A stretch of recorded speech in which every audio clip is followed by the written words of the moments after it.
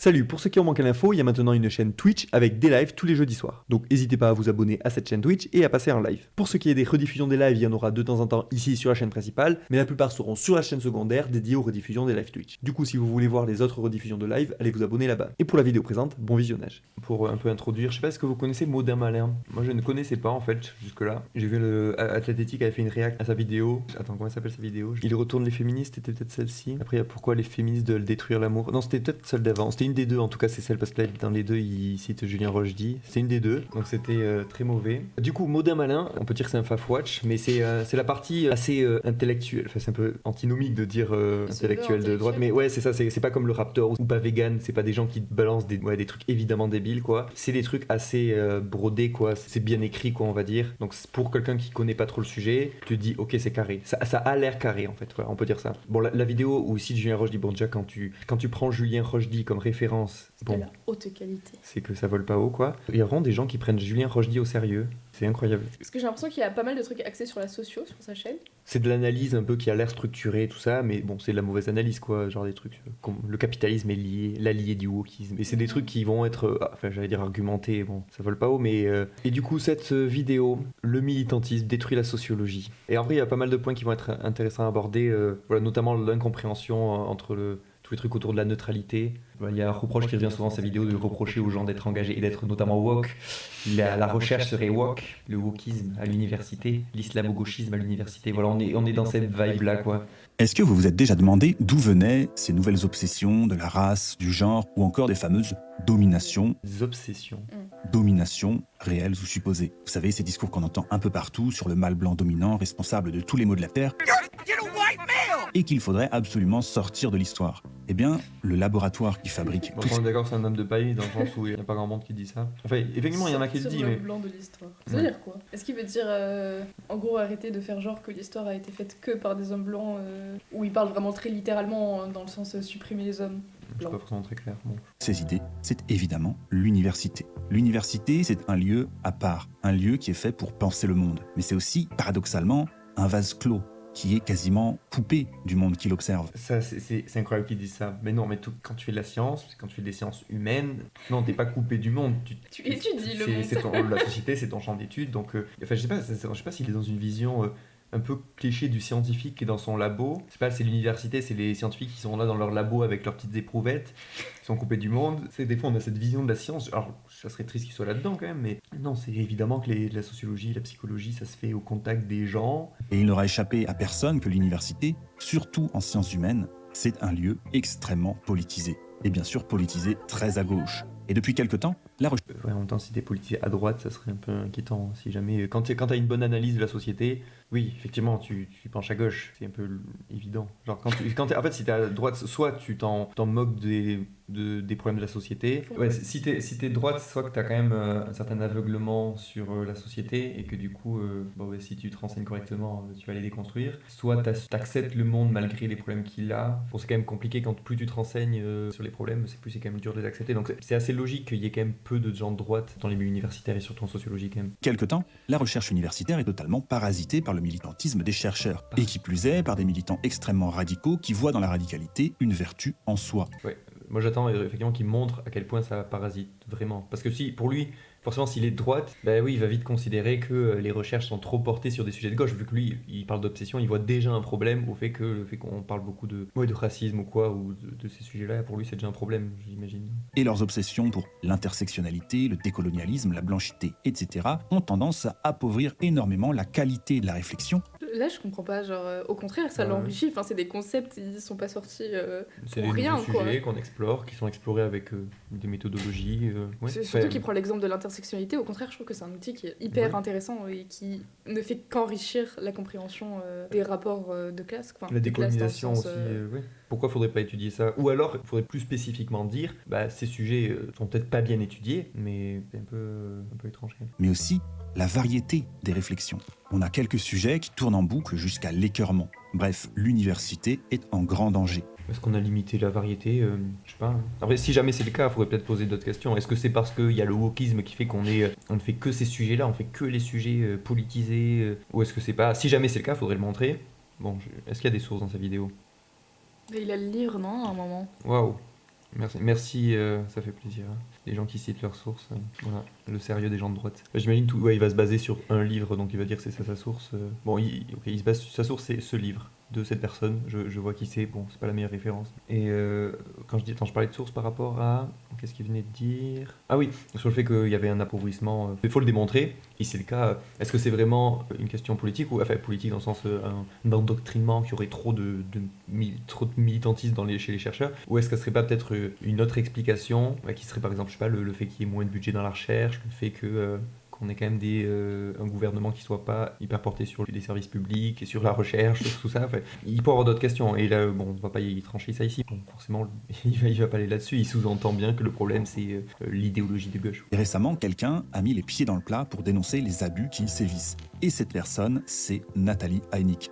Alors, il n'y a pas longtemps, j'ai lu ce que le militantisme fait à la recherche. Et on y apprend beaucoup de choses très intéressantes de la part de quelqu'un qui a pu observer de l'intérieur toutes les transformations que le wokisme a fait subir à la recherche universitaire. Le monde social que ces chercheurs militants s'attachent à bâtir s'avère à bien des égards invivable, habité par la hargne et le désir insatiable de revanche. Alors très rapidement, pour la présenter un peu, Nathalie Heinig est directrice de recherche au CNRS et c'est une énorme référence dans le domaine de la sociologie de l'art. Moi-même, quand j'étais étudiant, j'ai dû lire plusieurs de ses ouvrages. Et son directeur de thèse, c'était Bourdieu lui-même. Donc, si vous voulez, la sociologie, elle connaît un peu.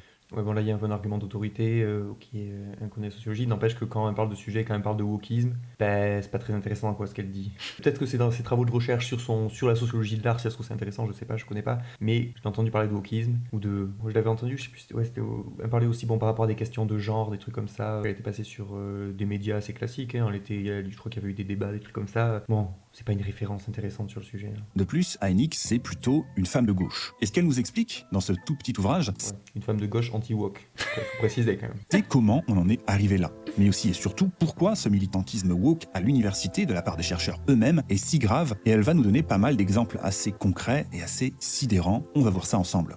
Mais avant de commencer, sachez que j'ai récemment écrit une nouvelle pour le premier numéro du magazine de Livre Noir sur le thème de l'immigration. C'est l'histoire d'un homme. Ça annonce la couleur. Ça annonce ça. Alors Livre Noir, si vous connaissez pas, c'est très mauvais. C'est très de droite. C'est un média d'extrême droite très mauvais. Donc il a une fierté d'avoir écrit là-bas. Et il a écrit un texte sur quelqu'un qui revient dans son pays et qui voit son pays totalement dénaturé. Oui, c'est sur l'immigration. La mort du pays, tu vois. Bon, bref. Voilà. Déjà, un truc sur l'immigration, sur Livre Noir.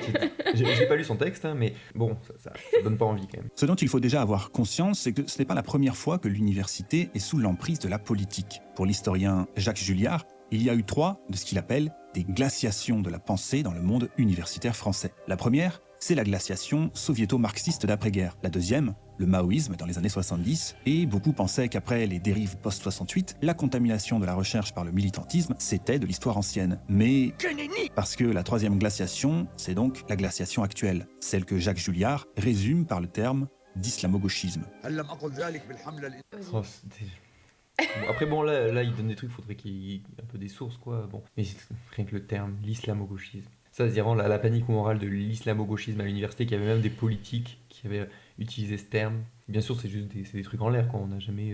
Déjà il faudrait bien définir ce que c'est, il faudrait des preuves que ça existe, qu'il y a ça, que ça nuit à la recherche. Bon, évidemment, on n'a jamais de preuves de tout ça. Il y a un truc aussi, c'est que c'est ironique de dire qu'il y a du militantisme que quand il y a des mouvements de gauche. Genre là, il prend l'exemple de mai 68 et c'était du marxisme, enfin je sais plus exactement le premier truc. Et vraiment, genre, c'est identifié comme du militantisme uniquement quand c'est quelque chose qui est revendiqué et quelque chose qui est de gauche. Et le fait, je sais pas, par exemple, d'être dans le statu quo, tout simplement, ce n'est jamais perçu comme du militantisme. Et ça sous-entend que les gens qui seraient pas explicitement militants seraient neutres et non militants justement, alors qu'en fait ils ont aussi des choses à défendre et probablement qu'ils défendent aussi des choses.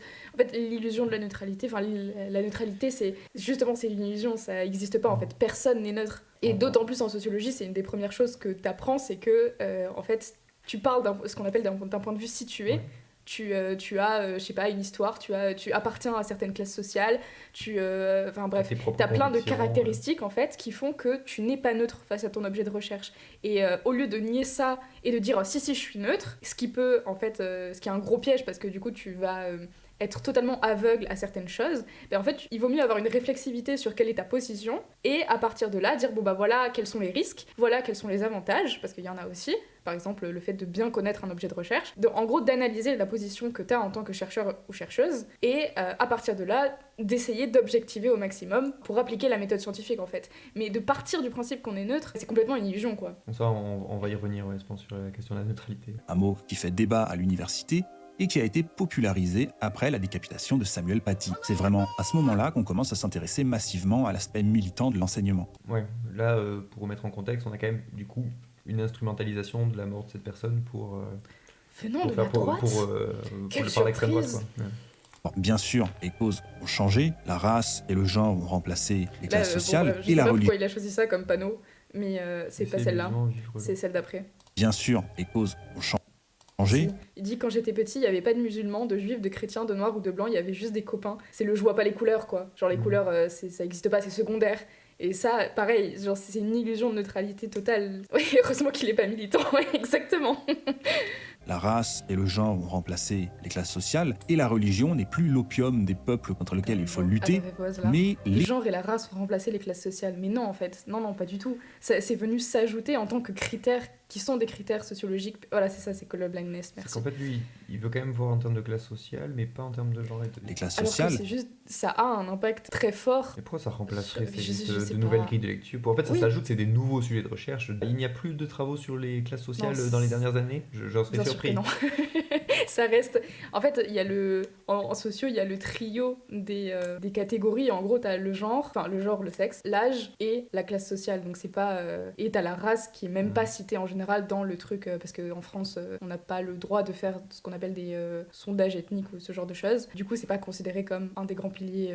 Alors qu'on sait que ça a une influence, Ouais, hein, mais Il faut voilà. quand même avoir des études sur le sujet, quoi. Ouais, mais en France, c'est plus compliqué à faire, quoi. Bah, c'est juste qu'après, il y a des statistiques, il y a certaines statistiques que tu peux pas faire. Ça t'empêche pas d'étudier le racisme, le colonialisme. Tu as quand même d'autres outils méthodologiques, quoi. Oui, bien sûr. Et puis, on va pas entrer dans le débat des statistiques ethniques ou quoi, mais de toute manière, même à partir du moment où tu as des données dans d'autres pays, tu peux recroiser avec des données que tu as eues. Mais Après, carrément. tu peux toujours faire des entretiens aussi. Après, il y a toujours les France, trucs t'as en le droit de faire- direct aussi. T'as plein d'autres méthodologies que tu as le droit de faire. De toute manière, ça ne bloque. Enfin, il y a plein de moyens de faire la recherche encore maintenant, quoi. Bon. Et la religion n'est plus l'opium des peuples contre lequel il faut lutter, mais l'étendard des opprimés, pour citer Heineck. Les mots gauche, révolution, prolétariat ont été remplacés par décolonialisme, intersectionnalité, racisé. Pourquoi remplacer? Non, Ouais, ça vient juste n'importe quoi. s'ajouter. C'est un grand remplacement de la recherche. Gauche, révolution, on utilise toujours ces mots. Qu'est-ce qu'il raconte? Enfin, qu'est-ce qu'elle raconte? Parce que peut-être qu'il faudrait voir à quel point il institue correctement son livre, mais en tout cas, ça n'a aucun sens. Hein. Ce qu'il faut absolument comprendre, c'est que la sociologie est le champ d'études universitaire le plus politisé. Et ce n'est pas un fait nouveau. Il y a 20 ans, le sociologue Didier Lapéronie dénonçait En même temps, ça a des conséquences sociales.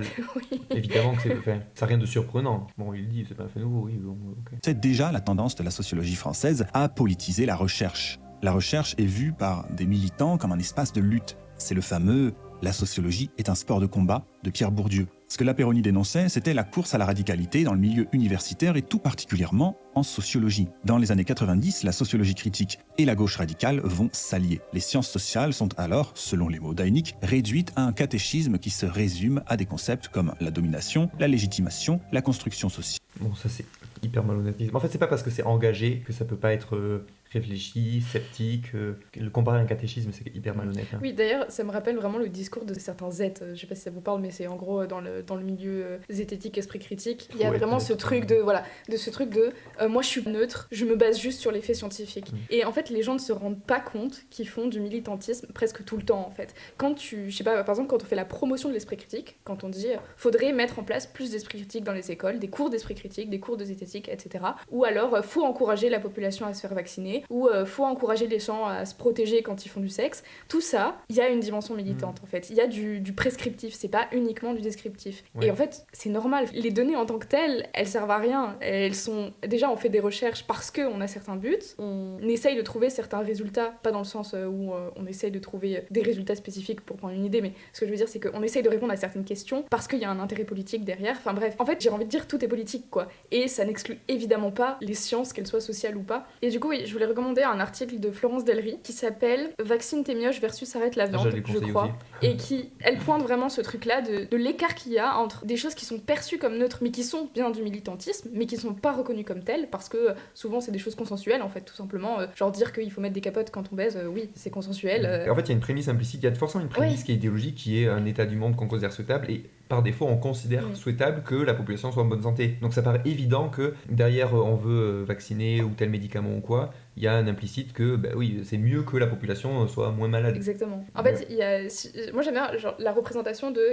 Il y a nécessairement une prémisse descriptive, et au moins, hein, une prémisse descriptive et une prémisse normative. Une prémisse descriptive et une prémisse prescriptive. Du coup, la prémisse descriptive, ça va être, voilà, par exemple, on sait que se vacciner, ça réduit les risques de choper telle maladie, ou ça réduit les risques d'avoir des effets secondaires graves, ou mettre des capotes, ça réduit les risques de choper des maladies graves qui peuvent potentiellement te faire mourir. Mais en fait, ça nous dit rien de ce qu'il faut faire. Ça nous dit strictement rien à part juste ces données. Voilà, c'est juste, on sait que telle chose fait ça. Et pour passer de ça à il faut encourager la population à se faire vacciner ou il faut encourager la population à se mettre des capotes, il faut nécessairement une prémisse qui est prescriptive. Il faut qu'on parte du principe, par exemple, que c'est bien de ne pas choper de maladie ou que c'est bien de ne pas avoir d'effets graves à cause d'une maladie. Enfin bref, il faut avoir quelque chose d'ordre politique, en fait, d'ordre moral. Et ça, souvent, c'est complètement ignoré. Enfin, souvent, je sais pas, j'ai pas les stats, toi. Mais en tout cas, il y a une partie du mouvement zététique qui ignore ce truc-là et qui se prétend apolitique et neutre, pensant ne pas avoir, du coup, de pas faire de militantisme, alors qu'ils sont complètement là-dedans, quoi. Ouais. Je vous mets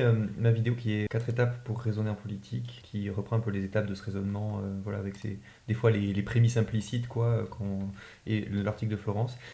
Et la violence symbolique. Parallèlement à ça, la recherche militante va commencer à absorber les théories américaines postmodernes qui ont été développées à partir des idées de penseurs français. J'avais envie de rajouter un truc, c'est que effectivement, le fait qu'on soit engagé, c'est un truc important à dire, ça n'empêche pas d'être au mieux objectif, peut-être pas objectif à 100%, il y a toujours des biais évidemment, mais tout le principe des méthodes scientifiques, c'est de mettre en place tout plein de méthodologies, de limiter les biais, de faire en sorte que malgré tous les biais qui existent, que ce soit des biais méthodologiques, psychologiques ou quoi, on arrive à des trucs les plus objectifs possibles. Et donc tout comme en médecine, on peut avoir tout un tas de biais, et je pense que tout le monde dirait oui, même si on a nos propres convictions en médecine, on peut faire la recherche en médecine. Le fait qu'on ait de l'idéologie sociale, on a tous des idées politiques, ne nous empêche pas d'avoir des analyses intéressantes d'un point de vue sociologique et de mener des études de manière rigoureuse, etc. quoi. D'ailleurs, fun fact pas très fun, il y a des études qui tentent à montrer que justement les gens qui sont dans des positions sociales qui sont assez favorables, typiquement les mecs blancs, valides, etc., ont tendance à moins voir les mécanismes d'oppression. Parce qu'eux-mêmes sont pas concernés, et du coup ça peut être un peu plus difficile de te projeter, et du coup de décerner certains mécanismes. Et ça c'est un truc qui est jamais pris en compte en fait. Que quand t'es dans l'individu type, en fait, t'as aussi des biais, t'as une certaine position qui te met dans une certaine situation vis-à-vis de ton objet de recherche. La French Theory, Derrida, Deleuze, Foucault. En gros, déconstruction, désessentialisation, relativisation. De là vont naître les studies, c'est-à-dire qu'on ne se base plus sur les disciplines des sciences humaines et sociales, mais sur des objets d'études basés sur des minorités discriminées.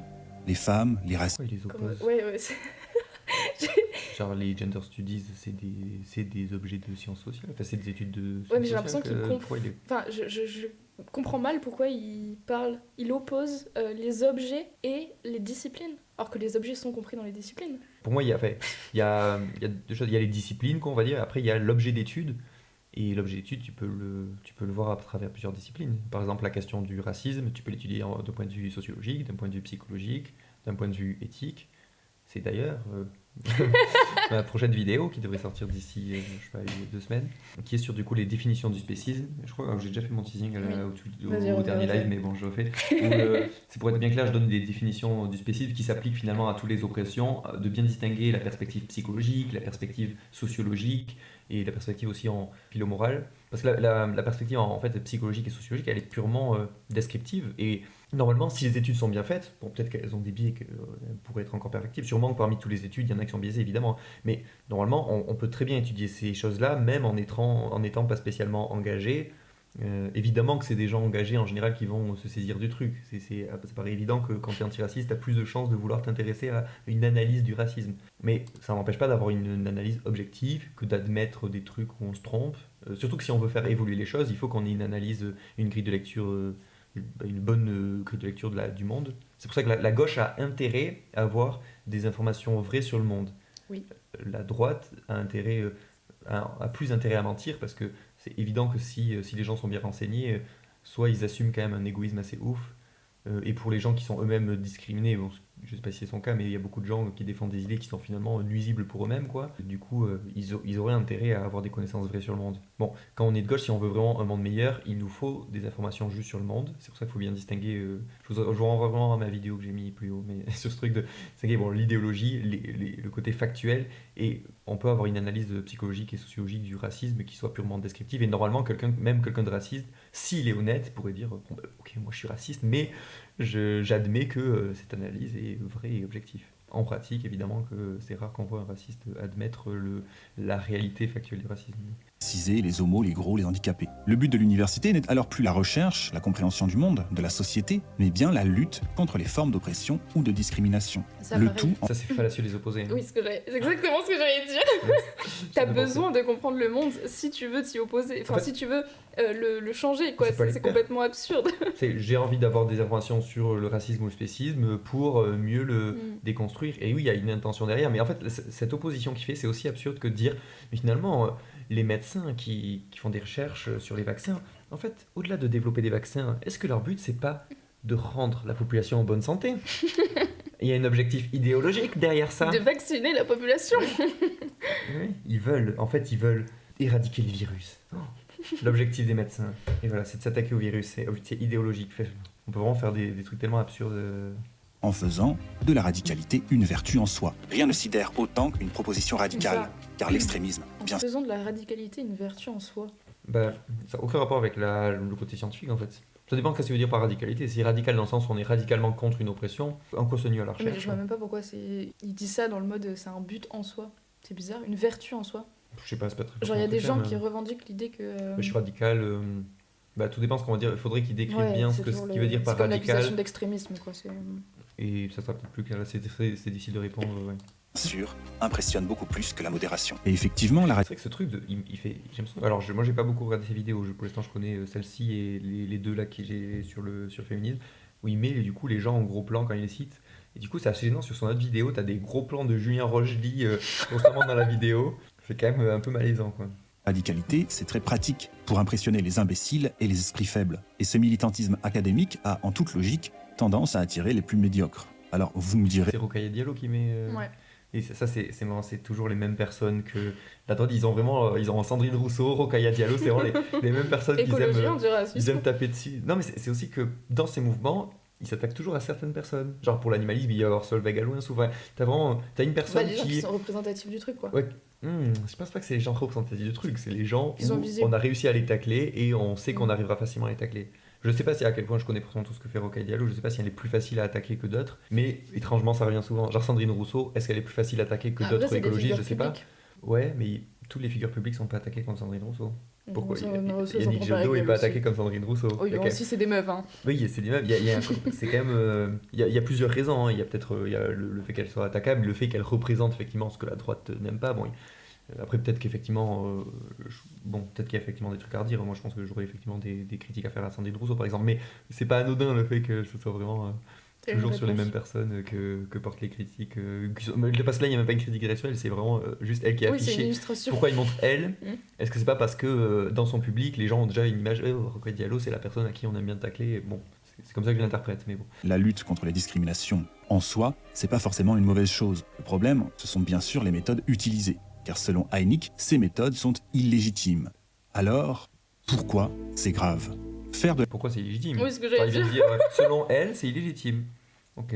la recherche militante, c'est un non-sens complet. Ça va totalement à l'encontre de la méthode scientifique. Non, ce qui va à la compte de la méthode scientifique, c'est si on a déjà nos conclusions et qu'on cherche à tordre les données pour qu'elles correspondent à ce qu'on veut. Si on a une question qui découle d'une volonté militante, genre je veux une population en bonne santé, je veux qu'il y ait moins de souffrance dans le monde, je veux que du coup il y ait moins d'oppression, des choses qui sont tout à fait comparables. Hein. À partir de ça, j'ai une question qui est comment je fais pour changer ça? Donc il faut que j'analyse la situation.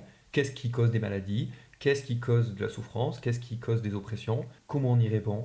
Ouais. Comment on combat les maladies? Comment on combat les oppressions? En fait, on peut faire les mêmes raisonnements. Il n'y en a pas un qui est plus militant que l'autre. Dans les deux cas, il y a quand même une démarche idéologique militante derrière. Mais en fait, tout dépend ce qu'on va dire par idéologique. C'est idéologique dans le sens où il y a quand même un objectif. genre personne n'est complètement neutre, personne n'a aucun désir de société. Après, il y a peut-être des gens qui sont scientifiques dans le sens où il y a juste la curiosité qui les intéresse, c'est possible. Hein. Mais, Même là, quand tu sélectionnes ton sujet, enfin oui, ça Ouais. peut être un Mais- truc vraiment très personnel. En tout cas, on peut très bien faire de la recherche voilà, dans les exemples que j'ai pris. On peut répondre à notre question de manière purement objective, parce que, comme je le disais, si notre but c'est de déconstruire un truc, d'améliorer un truc, il vaut mieux qu'on ait les bonnes données pour bien répondre à notre question et aller dans le bon sens, quoi. Il y a Denis Colombi, qui est un sociologue qui a travaillé sur la question de la pauvreté, et il a fait un autre ouvrage sur la question du capitalisme. Son livre est très très bien, ça s'appelle Où va l'argent des pauvres, enfin un de ses livres du coup, Où va l'argent des pauvres, et dedans il y a une citation, alors je pourrais pas vous la ressortir de tête comme ça, mais en gros il dit pendant le temps de la recherche, il y a une objectivité qui est de mise, enfin en tout cas une tentative d'objectiver l'objet qui est de mise, c'est nécessaire pour répondre aux attendus de la démarche scientifique, mais une fois que ça c'est fait, à un moment il faut quitter les murs du laboratoire et tenter d'avoir un impact pour améliorer le monde social, quoi. Je trouve que c'est bien d'expliciter le fait que une démarche est nécessairement politique, mais que ça n'empiète pas, c'est ça qui est important, c'est que ça n'empiète pas sur la méthode de recherche. Et normalement, à partir du moment où t'es scientifique et tu sais faire de la science, tu te mets dans cette posture pour être en capacité d'objectiver ce que tu fais.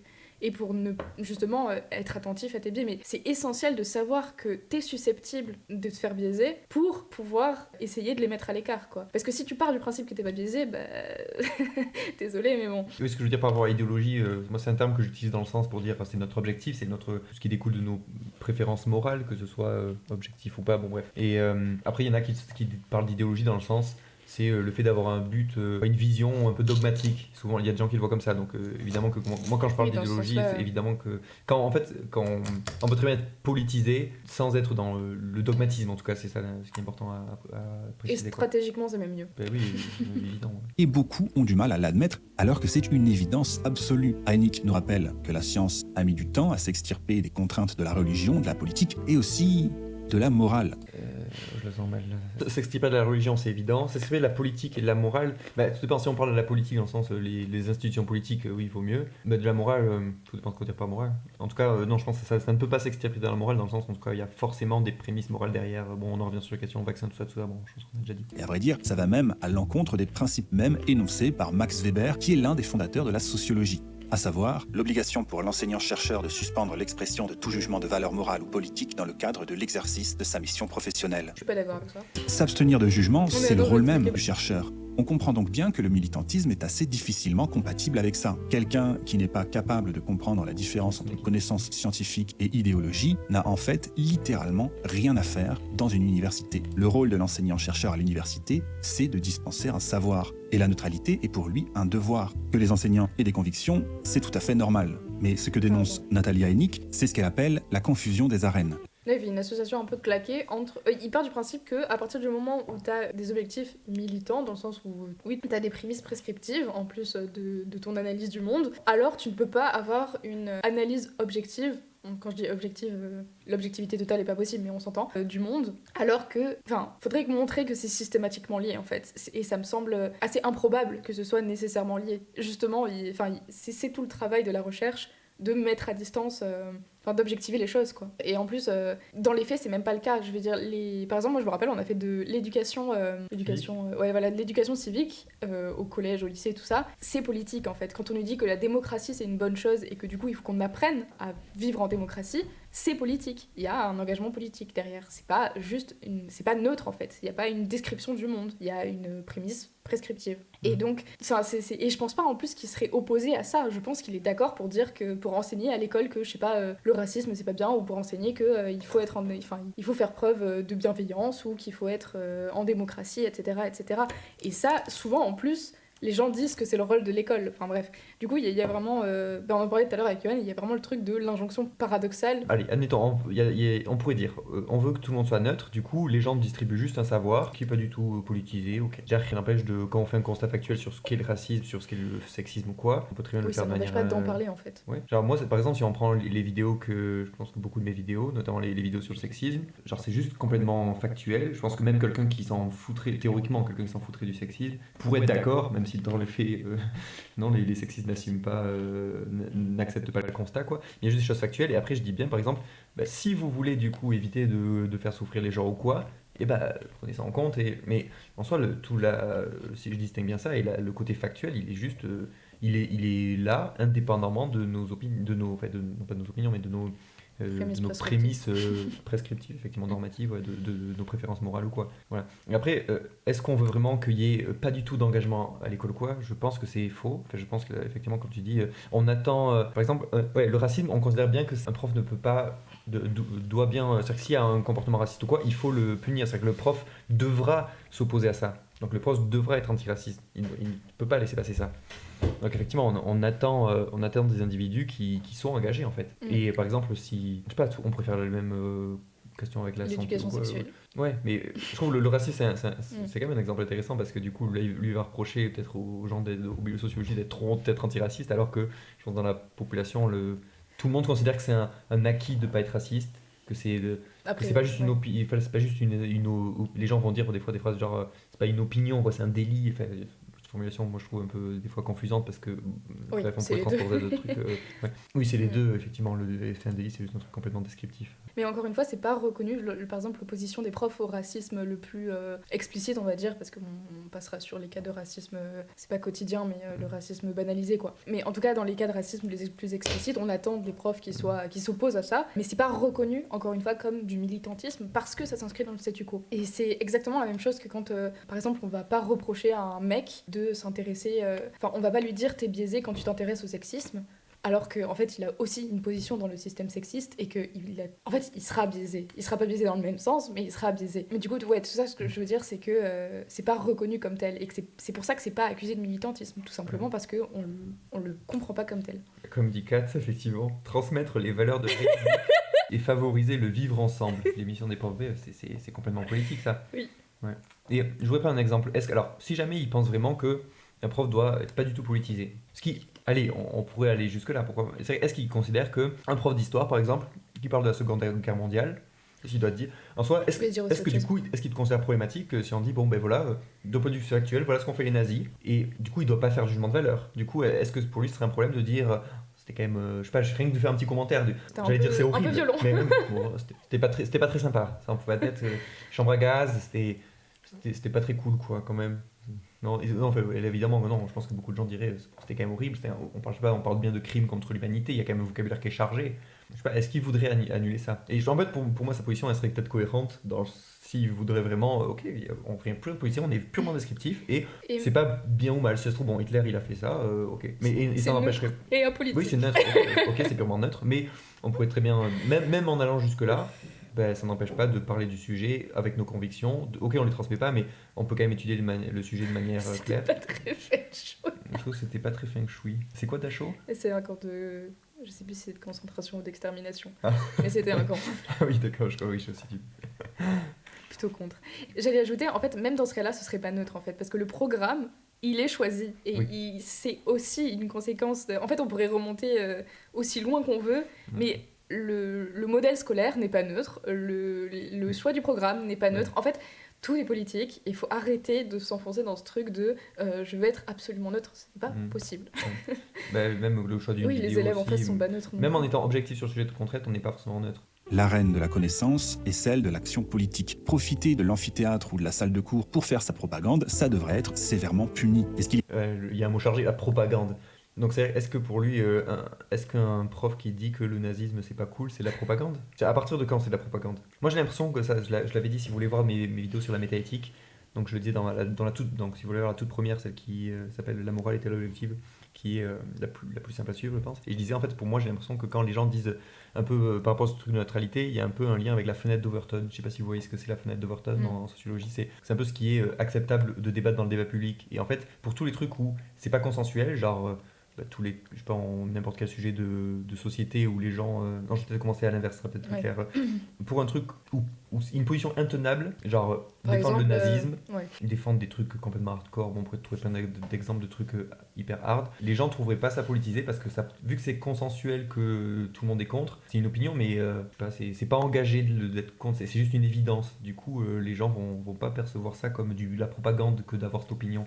Alors que dès que c'est un truc... qui est un peu plus hors de la fenêtre. Oui, alors de la fenêtre. Non, dans la fenêtre, du coup, un truc qui est plus débattable dans le débat public. Donc, c'est complètement, évidemment, contextuel, un contexte historique et culturel, quoi. Et dans ce contexte, du coup, là, l'opinion divergente, on va considérer qu'elle est engagée, du coup. Il y a quelqu'un qui a dit tant qu'il est d'accord, c'est de la neutralité, s'il est pas d'accord, c'est de la propagande. Je suis d'accord avec cette analyse. Oui, en vrai, il y a souvent ça, quand même. Il est intéressant ici, et que les militants les plus extrémistes ne parviennent pas à comprendre, au point de parler de Natalia Unique comme d'une figure d'extrême droite, c'est qu'elle partage beaucoup de convictions avec ses militants. Ce qu'elle dénonce, c'est simplement que la recherche doit savoir s'affranchir de tout filtre, qu'il soit politique ou moral, parce qu'il y a une trahison là-dedans. Les enseignants. Le problème, C'est pas possible en plus. Il faut juste limiter les biais. Enfin, Oui. moi, j'ai un souci avec sa formulation, parce que suivant comment il voudrait le dire, je sais pas si je pourrais être d'accord, en fait. Oui, moi aussi. Il faut faire attention effectivement à ce que nos idéologies ne nous amènent pas à nous biaiser, à avoir un jugement faux sur la réalité. Et il ne faut pas que mon côté anti telle oppression fasse que je vais peut-être, j'imagine qu'il pourrait avoir le biais dans ce sens-là, que je sais pas, une personne féministe verrait trop de soucis dans l'oppression des hommes. Et oui, il y a des biais, mais ça c'est pas un scoop, quoi. Oui. Et, je pense que la plupart des chercheurs font attention à Bah, limiter non, les ils biais. sont censés être Et formés à ça. effectivement, quoi. il y a sûrement, évidemment, que dans tous les chercheurs, il y en a qui font pas assez attention aux biais, il y en a qui sont possible qu'il y ait des chercheurs dogmatiques, même dans leur champ, c'est possible. Les enseignants-chercheurs sont payés par nos impôts pour transmettre un savoir et rien d'autre. Et elle va assez loin puisque pour elle, utiliser un tel privilège à d'autres fins, ça pourrait carrément s'apparenter à du détournement de fonds publics. J'ai l'impression qu'on a déjà tout dit là-dessus. Est-ce qu'il attend vraiment des chercheurs qui soient totalement neutres? Et est-ce que les chercheurs, surtout que C'est pas faudrait montrer possible. que... Les sujets de Mais déjà, recherche. je veux dire, je vois mal comment on peut critiquer. Il faudrait montrer, est-ce qu'ils sont vraiment pas objectifs dans leur travail? Est-ce que le militant antiraciste, le chercheur qui travaille sur, du coup, qui est militant mais qui travaille là-dessus, si son travail est objectif, il faudrait qu'il démontre que ce chercheur-là n'est pas objectif. Sinon, le chercheur qui donne son analyse objective et qui en conclut que regardez, il y a quand même du racisme dans la société, on est un peu aveugle là-dessus, on n'en parle jamais, on croit qu'il n'y a plus de racisme, mais regardez, en fait, il y a ça comme racisme, je le montre objectivement. Oui, il a une démarche militante, pourtant ce qu'il montre, c'est totalement vrai. Est-ce qu'il a un problème avec ça? Accumuler la posture du chercheur qui étudie les phénomènes avec celle de l'acteur qui tente d'agir sur eux, on ne fait que de la recherche au rabais et de la politique de campus. Pour beaucoup de sociologues, la sociologie ne doit pas se contenter de comprendre le monde, elle doit également participer à le transformer. Et c'est quelque chose qui va totalement à l'encontre de la démarche scientifique. Pour Natalia Unique, Wow. En vrai, je trouve ça fou parce que son texte, on voit qu'il est écrit, quoi. C'est qu'il a pris le temps d'écrire ce texte et il pensait qu'il était bon, son texte. pour beaucoup de sociologues, la sociologie ne doit pas se contenter de comprendre le monde, elle doit également participer à le transformer. Et c'est quelque chose qui va totalement à l'encontre de la démarche scientifique. Est-ce que tu dirais la même chose pour les recherches sur les médicaments?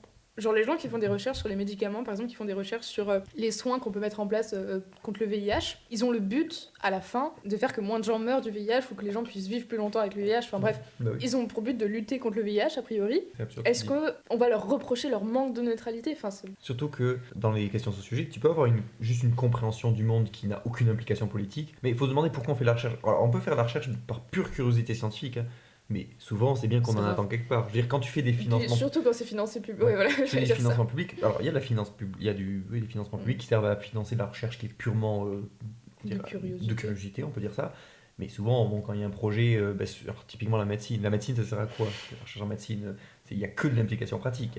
Non, en vrai, il y a aussi de la médecine. Enfin, tu peux faire aussi des recherches juste. Bon, Fondamentales. non, en vrai, mais même les recherches fondamentales, à terme, c'est Oui, pour trouver des bien trucs, oui. Donc, avoir une j'ai rien dit. utilité à long terme. Je veux dire, après, on peut faire un truc purement descriptif, mais le truc, c'est que en sociologie notamment, ou en sociologie ou même en sciences sociales en général, oui, tu vas avoir l'étape où tu peux juste décrire le monde, mais tu peux avoir aussi des questions qui sont comment changer le monde. Tu peux avoir effectivement, je fais une description factuelle du racisme, ok, purement factuelle, ça n'a pas de conséquences en soi, mais tu peux avoir aussi une analyse de comment on fait pour lutter contre le racisme, comment on fait pour diminuer une oppression, comment on fait pour diminuer les comportements discriminants. Mais ça, c'est des questions qui sont tout à fait légitimes, que tu peux y répondre de manière objective.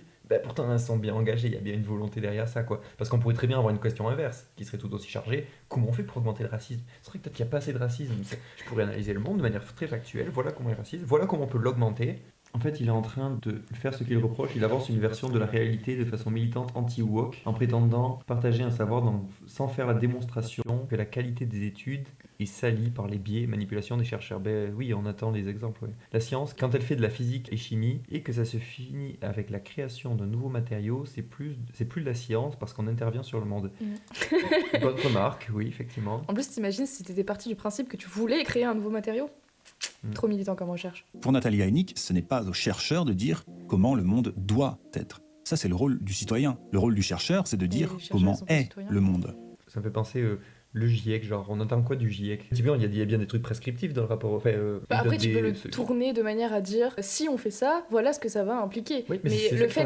Le GIEC, par exemple. Mais Oui, c'est oui. quand même politique. Effectivement, Surtout le qu'il GIEC montre dit pas. les résultats qui vont dans le sens d'une diminution. Le GIEC, je trouve oui. en plus, pour le coup, il est bien foutu. Il est pas dans le sens, il faut faire ça. Effectivement, il prend en compte qu'il y a plusieurs scénarios politiques, en fonction de ce qu'on veut ou quoi. Il dit, si vous voulez ça, il y a ça comme possibilité, il y a tel levier d'action, tout ça. Ben, c'est bien engagé derrière. Oui. C'est pas parce que. Je sais pas si lui, il ferait cette différence de. Ben, ça peut être engagé tout en étant nuancé, sans imposer un truc. Genre, En fait, tu peux le formuler de façon totalement descriptive, mais ça n'empêche pas qu'il y a un but politique derrière. Genre de dire, par exemple, je sais pas, si on rend la langue plus inclusive, alors ça va permettre aux femmes d'être plus représentées, aux femmes et aux minorités de genre d'être plus représentées.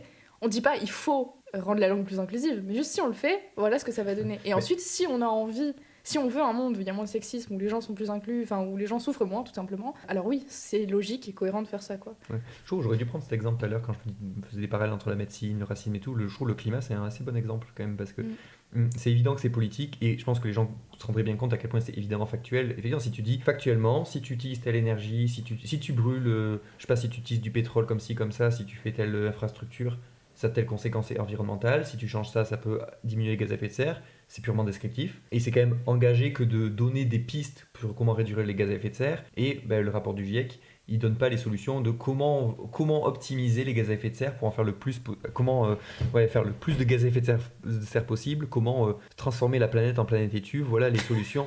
Ils ont pas fait ça. C'est pas ça dans le scénario, ils cherchent pas à faire le pire. Parce qu'il y a quand même... commentaire, ça va. Lequel, les derniers? Oui. Ah, voilà un exemple de vrai scientifique. Ça fait un demi-siècle que les experts du GIEC tirent la sonnette d'alarme, écrit à plein poumon leurs conclusions, mais tout le monde s'en fout et ils n'influent pas sur le monde. Ce sont donc des vrais scientifiques. C'est mi-triste, mi-drôle. Oh putain, en fait, non, c'est pour ça qu'il est drôle aussi, parce qu'en fait, il est hyper vrai, en fait. Ouais. C'est tristement drôle. Ouais. Il y a un déni politiquement correct du réel qu'on pourrait résumer ainsi. Ce n'est pas vrai parce que ce n'est pas bien. Les enseignants-chercheurs militants, ou les académo-militants, pour utiliser le terme assez... Ça, c'est la grosse confusion. Ce n'est pas vrai, ce n'est pas bien. Non, il y a des choses qui sont vraies ou fausses, il y a des choses qui sont suivant nos valeurs ou suivant ce qui est moral. Bon, c'est une autre question. Il y a des choses qui sont bien ou pas bien. C'est juste deux choses différentes, quoi. Et là, il confond le normatif et le descriptif. Mais bon, je pense qu'il Est-ce que c'est pas la 5ème vidéo où on voit des gens qui confondent le normatif et le descriptif? Je sais pas, dans les autres vidéos, on l'a pas fait, si. Tu veux un gif? On va faire un gif normatif différent de descriptif. Ces moches, il faut le dire, de Natalia Hennig, sont payés pour enseigner des connaissances. Et ils utilisent ce droit pour diffuser des convictions. Et donc, plus ils vont loin dans le militantisme, plus ils doivent justifier de la scientificité de leurs propos. Bref, leur discours politique se part de la respectabilité scientifique. Et maintenant, on va voir comment ça se traduit concrètement. La première chose, c'est déjà cette idée qui revient si souvent de devoir donner la parole aux concernés. Le ressenti, le vécu, deviennent les garants de la vérité du discours. Alors, il y a une différence entre donner la parole aux concernés et prendre leurs propos tels quels et donner la parole aux concernés parce qu'ils peuvent nous apprendre des choses sur le monde, mais ça n'empêche pas de les recroiser avec d'autres données. Et c'est même comme ça qu'il faut faire.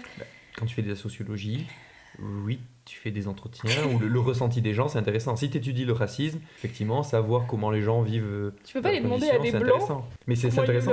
Mais non, mais en vrai, oui, c'est vrai, là encore, c'est le vécu subjectif de la personne. C'est aussi intéressant en soi. Si tu prends ce qu'il vient de dire au pied de la lettre, est-ce qu'il veut dire que le vécu intérieur des gens n'a aucun intérêt? Ben non, en fait, c'est aussi une donnée en fait, de mesurer comment se ressentent les gens, qu'est-ce qu'ils pensent. En psychologie, typiquement, il y a les faits, mais il y a aussi surtout que pensent les gens des faits. Donc, par exemple, tu peux dire, je sais pas, il y a une question de qu'est-ce que le réchauffement climatique. Si tu étudies quelle est l'opinion des gens sur le réchauffement climatique, là on est sur une question psychologique et qui peut être aussi sociologique. En fait, oui, le ressenti des gens, il est intéressant en soi. Et c'est une donnée, quoi. C'est pas évident. L'idée, c'est ce que la personne ressent, c'est sa vérité personnelle, quoi. Mais évidemment que c'est pas parce que les gens noirs disent ça que le racisme, c'est ça. Enfin, je sais pas, qu'est-ce qu'il veut dire, en fait.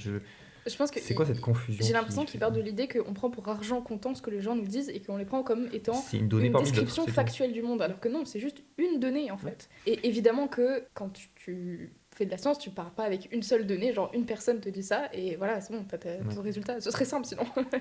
Et ça me fait penser aussi souvent le truc de la parole par rapport au... T'avais fait un post là-dessus sur la parole aux concernés. J'allais dire, ouais, mais justement, moi je dis qu'il faut pas toujours donner, enfin que je suis pas je pense qu'il faut faire attention avec ce truc de la parole aux concernés, que c'est pas un truc à appliquer systématiquement et que ça dépend des situations.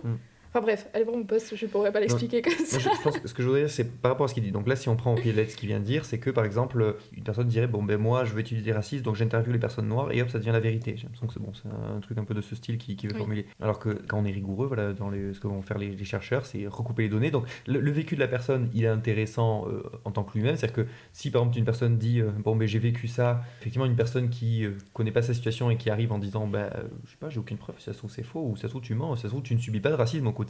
Bon, effectivement, le vécu de la personne, il a quand même une certaine valeur. Après, il n'y a pas que ça qui pèse. Et par exemple, pour faire une analyse, il y a le ressenti de la personne. La personne est, on va dire, elle est bien placée pour parler de ce qu'elle ressent, en tout cas, ou de ce qu'elle peut vivre. Et évidemment qu'elle peut se tromper sur ce qu'elle vit, évidemment. Mais en tout cas, elle a quand même une certaine connaissance là-dessus. Mais sur une analyse de la structure ou quoi, non, elle n'a pas forcément... Et genre, une femme peut très bien avoir une analyse complètement pétée du sexisme. D'ailleurs, il y a des femmes qui sont féministes et il y a des femmes qui sont sexistes. Donc, voilà, par exemple, tu vois, il y a Thaïs Descuffon, elle parle beaucoup de questions autour des trucs comme femme, elle parle de sexisme du coup, mais de manière complètement éclatée. Pourtant, c'est une femme, donc non, évidemment que l'idée, c'est pas juste de dire la parole aux concernés, ça dépend pour dire quoi. Personne, ça c'est vraiment un gros homme de paille qui dit. Mais si c'est vraiment la chercheuse en question qui cite, si elle dit vraiment ça, donc il dit, elle connaît la sociologie, alors qu'elle dit ça, c'est hyper étrange. Oui. Genre, est-ce qu'elle a parlé de ces questions avec ses collègues un peu ? Enfin, bon. Oui, c'est juste des données qualitatives pour comprendre une situation sociale, quoi. C'est rien de plus, rien de moins, quoi. C'est pas... Mais en plus, c'est vrai que ce que dit Stop Cruauté Animale, que les concernés, la parole est un peu donnée leur vécu, mais qu'elle ne peut pas donner de solution pour systémique. Bon, si on cherche des solutions, c'est bien qu'on est sur quelque chose de politique, mais moi je trouve le bon exemple, c'est aussi l'animalisme. C'est bien des humains qui font l'analyse du spécisme et qui comment le combattre, et pas besoin de...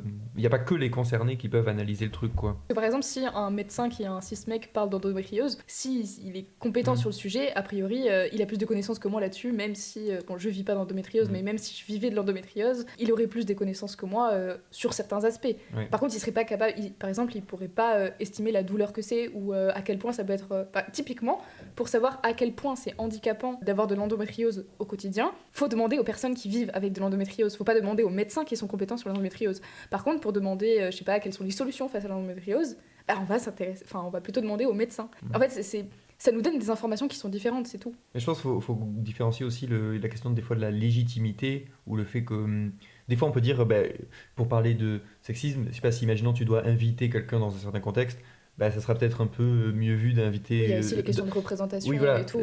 C'est peut-être mieux d'inviter une femme ou quoi. Ça peut être mieux d'interviewer des personnes, évidemment qu'il faut que les personnes soient compétentes, c'est principal, mais aussi, tant qu'à faire, si tu peux éviter d'inviter que des mecs blancs pour représenter ou quoi, il peut y avoir des bénéfices. Ça veut pas dire que la parole d'un mec blanc qui, je sais pas, n'a aucune valeur sur le sujet. Tant que, il peut avoir une analyse pertinente du sexisme, en fait. Ce que la personne dit est valide, c'est valide, quoi. Dans mon post sur la parole non concernée, je différencie, je sais même plus comment je les ai appelés parce que je crois que c'est pas les termes officiels, mais je différencie la connaissance qu'on peut avoir soi-même et la connaissance... c'est la connaissance empirique et la connaissance théorique. En gros, quand tu vis une situation, tu peux avoir une connaissance empirique de la situation. Par contre, quand tu ne vis pas une situation, tu peux en avoir qu'une compréhension théorique. Et l'idéal, évidemment, c'est d'en avoir... Enfin, l'idéal. En tout cas, typiquement pour les interventions, je pense que c'est pas mal d'avoir une personne qui a à la fois une compréhension empirique et une compréhension théorique. C'est là où ce sera probablement le plus riche et le plus intéressant. Mais ne pas avoir de compréhension empirique n'empêche pas d'analyser les choses. Et c'est vraiment absurde. Et on a du mal à se dire que l'université a pu tomber si bas. Heineck note d'ailleurs que la mention autobiographie est de plus en plus présente dans les travaux de recherche. Il n'y a rien de plus éloigné de la neutralité scientifique que la subjectivité. Il faudrait être lesbienne pour parler de l'homosexualité féminine, noire pour traduire une poétesse américaine, et arabe pour étudier le racisme. Non, personne dit ça. Enfin, personne. Je veux bien admettre qu'il y en a certains qui le disent. Non, toi, je suis pas d'accord. Rien de plus éloigné de la neutralité scientifique que la subjectivité. Mais la subjectivité des gens, c'est un objet d'étude en soi. Et tu dois l'intégrer. Genre, le vécu des personnes racisées par rapport au racisme, c'est un truc intéressant quand tu étudies le racisme. Et tu peux être un petit peu, justement, tu peux même être une personne blanche qui étudie le racisme. Une personne blanche est légitime à étudier le racisme, des mecs sont légitimes à étudier le sexisme, et tu peux aussi du coup interviewer des personnes concernées de manière rigoureuse évidemment, dans ton étude. Et le truc de tout à fait l'autobiographie, compatible. là, je trouve pas que ça... En fait, ça dépend qu'est-ce qu'on en fait de cette autobiographie. Encore une fois, c'est juste un témoignage de personne qui vit les choses à la première personne, je sais pas, qu'est-ce que ça fait d'être une personne racisée dans un monde raciste, qu'est-ce que ça fait d'être une personne sexisée dans un monde sexiste. C'est juste, voilà, une autobiographie, enfin un témoignage du vécu d'une situation à la première personne. Et c'est une donnée parmi d'autres. Et j'ai l'impression que là, il sous-entend à demi-mot que si on a ça, c'est que les personnes, à partir de leur propre expérience, et à partir de cette expérience seule, vont définir quel est l'état du monde, vont analyser le monde. Et évidemment que ça, c'est complètement... Enfin, d'un point de vue méthodologique, c'est absurde. Tu peux pas partir d'un cas pour dire voilà comment est le monde. C'est une montée en généralité qui est beaucoup trop importante sur des données qui sont pas suffisantes, quoi, tout simplement. Mais par contre, c'est bien une donnée que tu peux recroiser avec d'autres. C'est une donnée qui est... voilà, c'est une donnée, quoi, tout simplement. Faudrait être lesbienne pour parler de l'homosexualité féminine, noire pour traduire une poétesse américaine, et arabe pour étudier le racisme. Non, mais pas du tout, quoi. Ouais. Le militantisme académique va donc souvent contourner les règles et faire semblant d'être scientifique. Ces chercheurs ne font plus de recherche. Ils partent d'une conclusion, leur conviction, et brodent un chemin pour parvenir à cette conclusion. Là, moi, je serais d'accord avec lui pour dire que ça, c'est problématique. Et c'est ça, en fait, le problème. C'est pas le fait qu'il y ait du militantisme, du politique, etc., etc. De toute façon, il y en a toujours. Par contre, c'est quand la méthodologie, en fait, quand ça impacte la méthodologie, effectivement. Je trouve très drôle le commentaire. C'est pour ça que Dupond-Moretti est un très bon est un bon garde des Sceaux. Il connaît bien la justice, côté avocat comme délinquant. C'est très drôle. En fait, effectivement, peut-être qu'il y a des gens qui ont ce discours-là, qui sont problématiques, qui ont une approche dogmatique, certains militants, mais le problème dans cette vidéo, c'est qu'ils rattachent ça... Il y en a même qui sont pas limités aux militants, d'ailleurs. Oui. Mais le problème de sa vidéo, c'est qu'il rattache ça au fait d'avoir une approche militante en général, et ça, c'est hyper fallacieux. Mais sinon, sûrement qu'il y a des chercheurs qui ont des approches pas terribles, mais ça, il y en a sûrement à gauche comme à droite, quoi. J'ai l'impression que là, il parle du problème, il dit...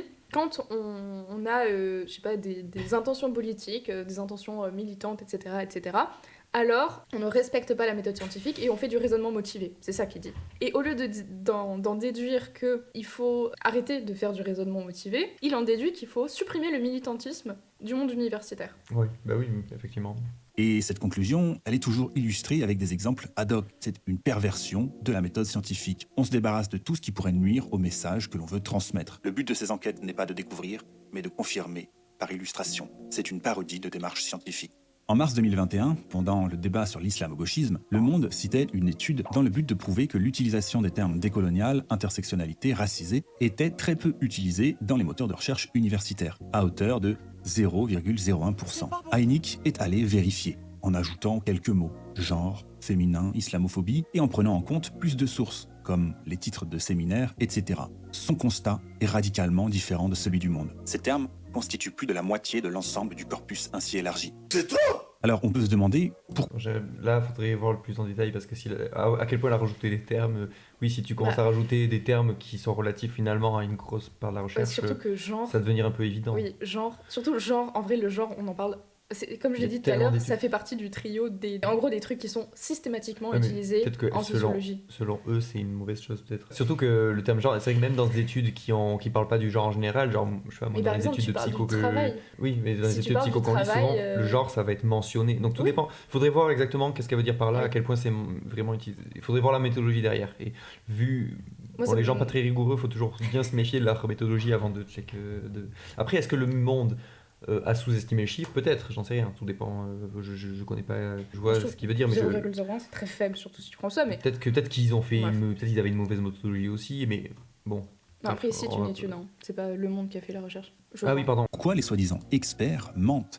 Est-ce que c'est un choix stratégique ou est-ce que ce n'est que de l'incompétence ? Récemment, par exemple, un historien canadien, Christopher Dumit, a avoué avoir truqué ses données. C'est pas bien, il fallait pas le faire. Il dira par la suite, tant que nous n'aurons pas d'études divergentes en matière de sexualité et de genre, tant que l'expertise par les pairs ne sera rien d'autre qu'une forme de repérage interne au groupe, l'on est en droit d'être très sceptique quant à ce qui est qualifié d'expertise sur la construction sociale du sexe et du genre. Là, on peut être d'accord, c'est évident, si jamais la relecture par les pairs et tout est pas bien faite...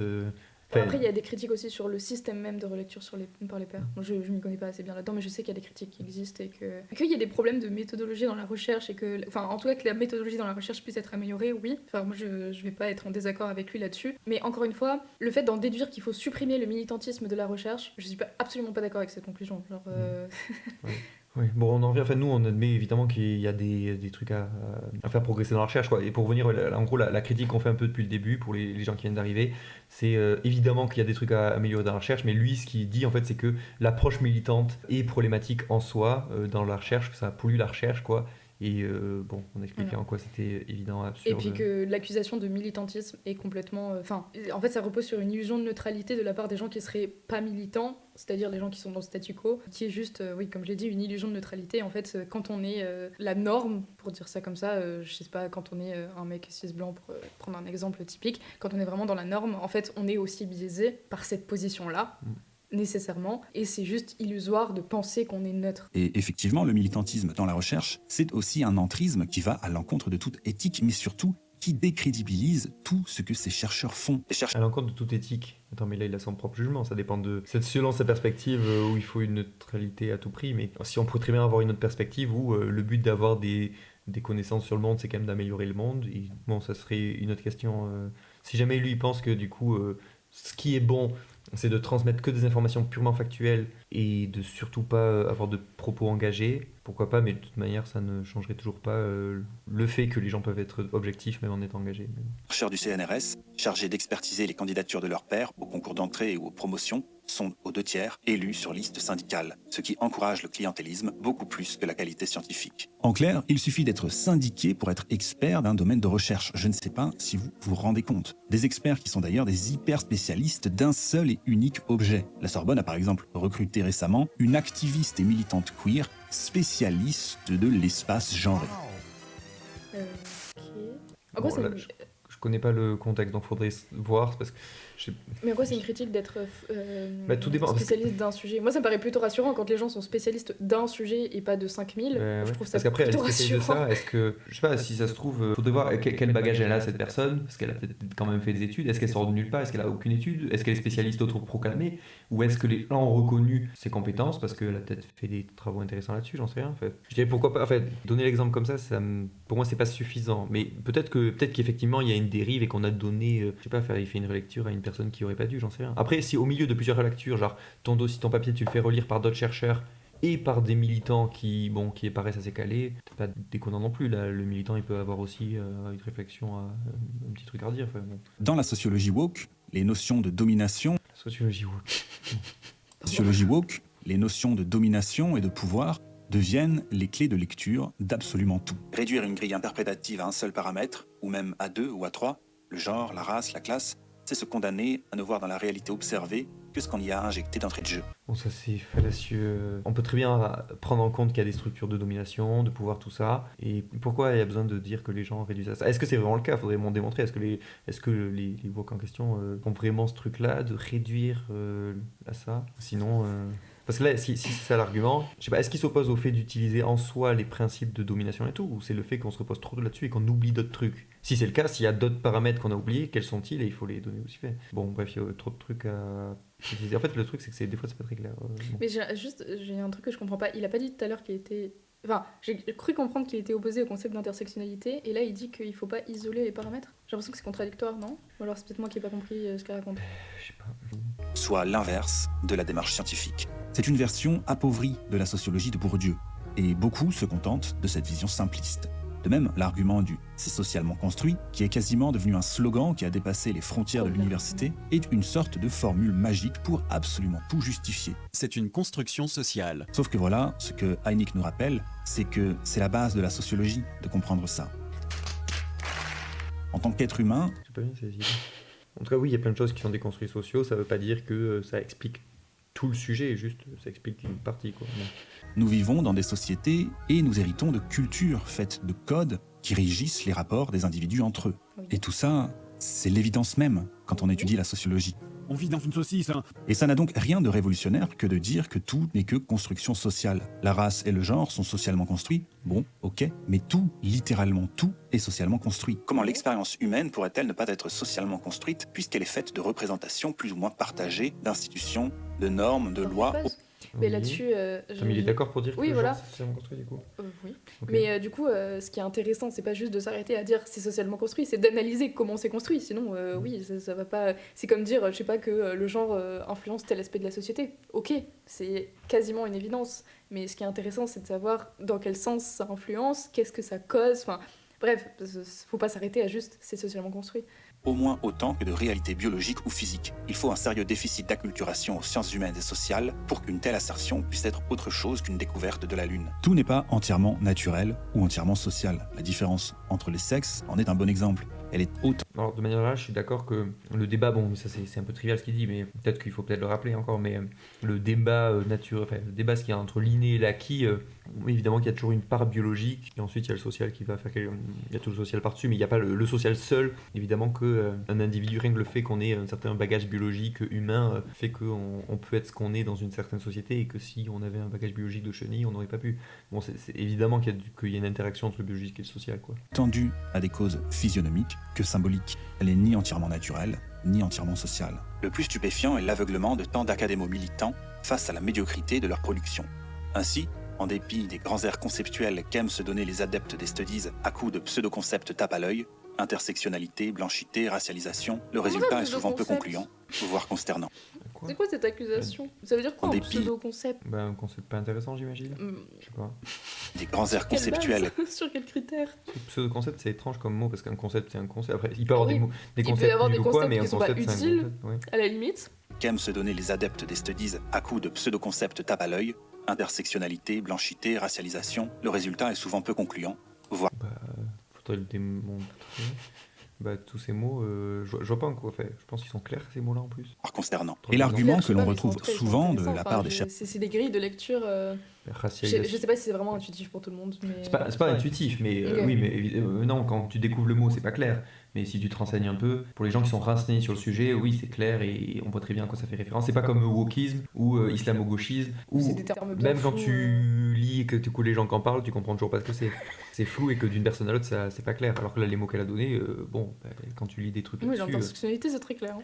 tu comprends ce que c'est, quoi. La racialisation, quand tu lis là-dessus, que globalement, tu vois l'idée. Après, peut-être qu'on peut dire que c'est pas intéressant, mais en tout cas, c'est ça au moins, ça désigne quelque chose de concret, quoi. Bon, militants, Il y a des c'est que questions. critiquer l'état du monde à l'université c'est des concepts très basiques en plus, ben oui. Non, mais au-dessus, la personne dont tu parles est universitaire. Oui, la personne qui cite, c'est une chercheuse au CNRS qui est une anti-woke. J'avais déjà C'est écouté une d'autres anti-woke interventions. de gauche. Bon, c'est une personne qui doit avoir, que j'imagine, qu'elle est de gauche, mais qui est très réac. Et elle était passée elle a dû passer sur la télé. Moi, je l'avais entendue dans des débats quelque temps. C'est pour ça que dès que j'ai vu sa tête, je me suis dit, ah oui, bon, ok, je vois, ça va pas voler haut. Donc voilà. Donc oui, c'est une universitaire.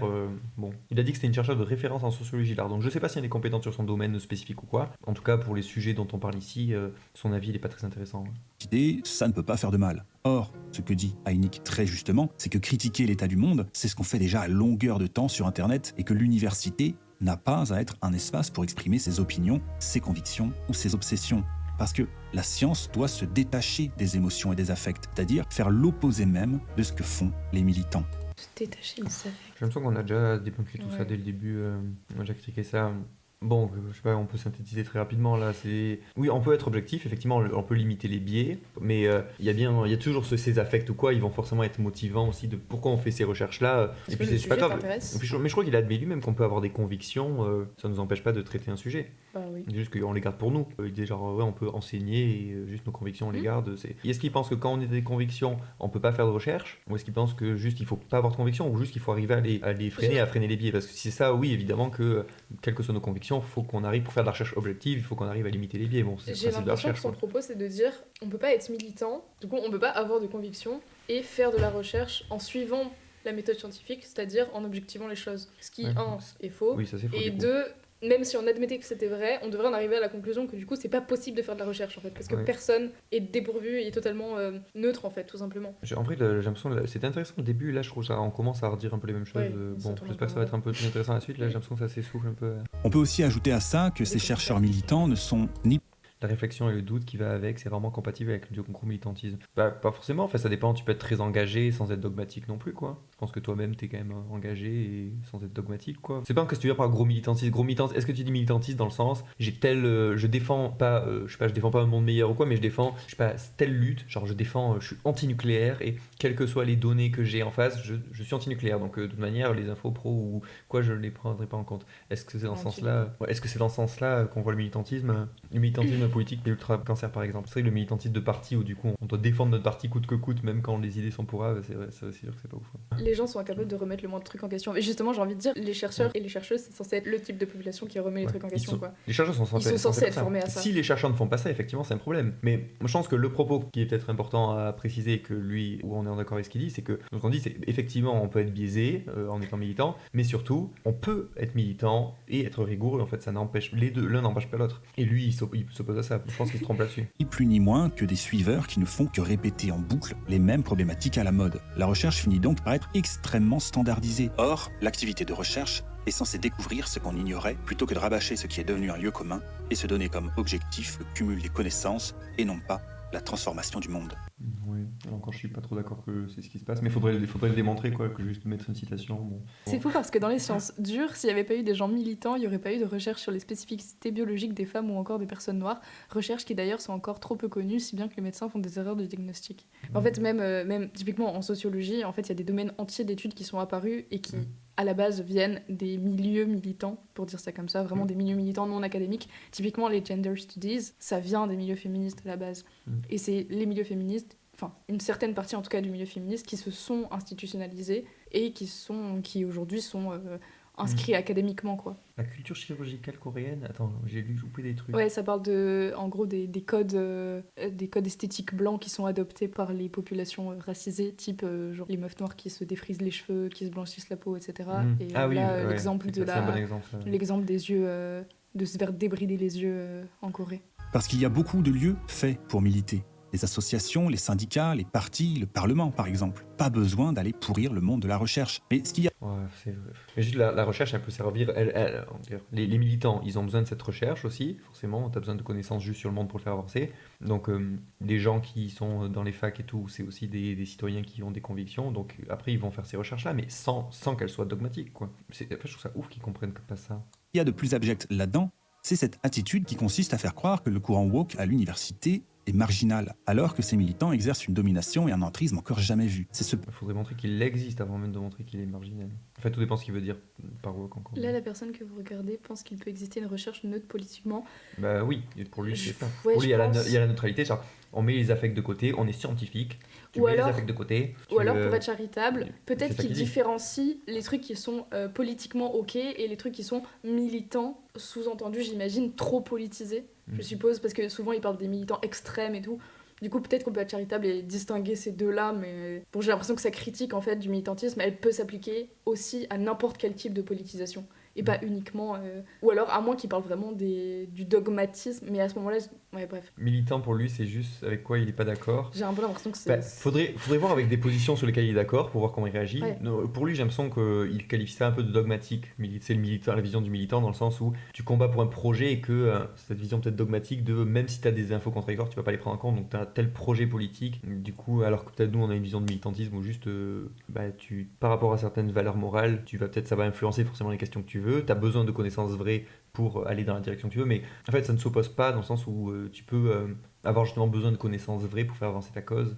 C'est pas censé s'opposer, quoi. Donc lui il a la vision militante où quel que soit les un peu dans le sens ce qu'on disait plus haut, le militantisme politique, quoi, dans les institutions politiques où tu défends ta cause, t'as vraiment tu fais ton beurre sur ta lutte anti-truc et il faut surtout pas qu'on te contredise ou quoi. Je pense qu'il le voit comme ça. Paré de l'aura de la marginalité avec la puissance des institutions derrière. Le grand paradoxe de cette sociologie woke, c'est qu'elle encourage au racisme et à la discrimination. À Montpellier, par exemple, a eu lieu un séminaire qui avait pour objectif de démasculiniser les sciences humaines et sociales. Nathalie Heinick nous dit même que certains départements de littérature travaillent à l'éradication des hommes du corpus bibliographique. Et c'est peut-être ça le but, au fond, parce que la sociologie sans Weber dure Il y a quelqu'un qui demande si on pourrait considérer le militantisme comme un lien d'intérêt qui pourrait biaiser la recherche.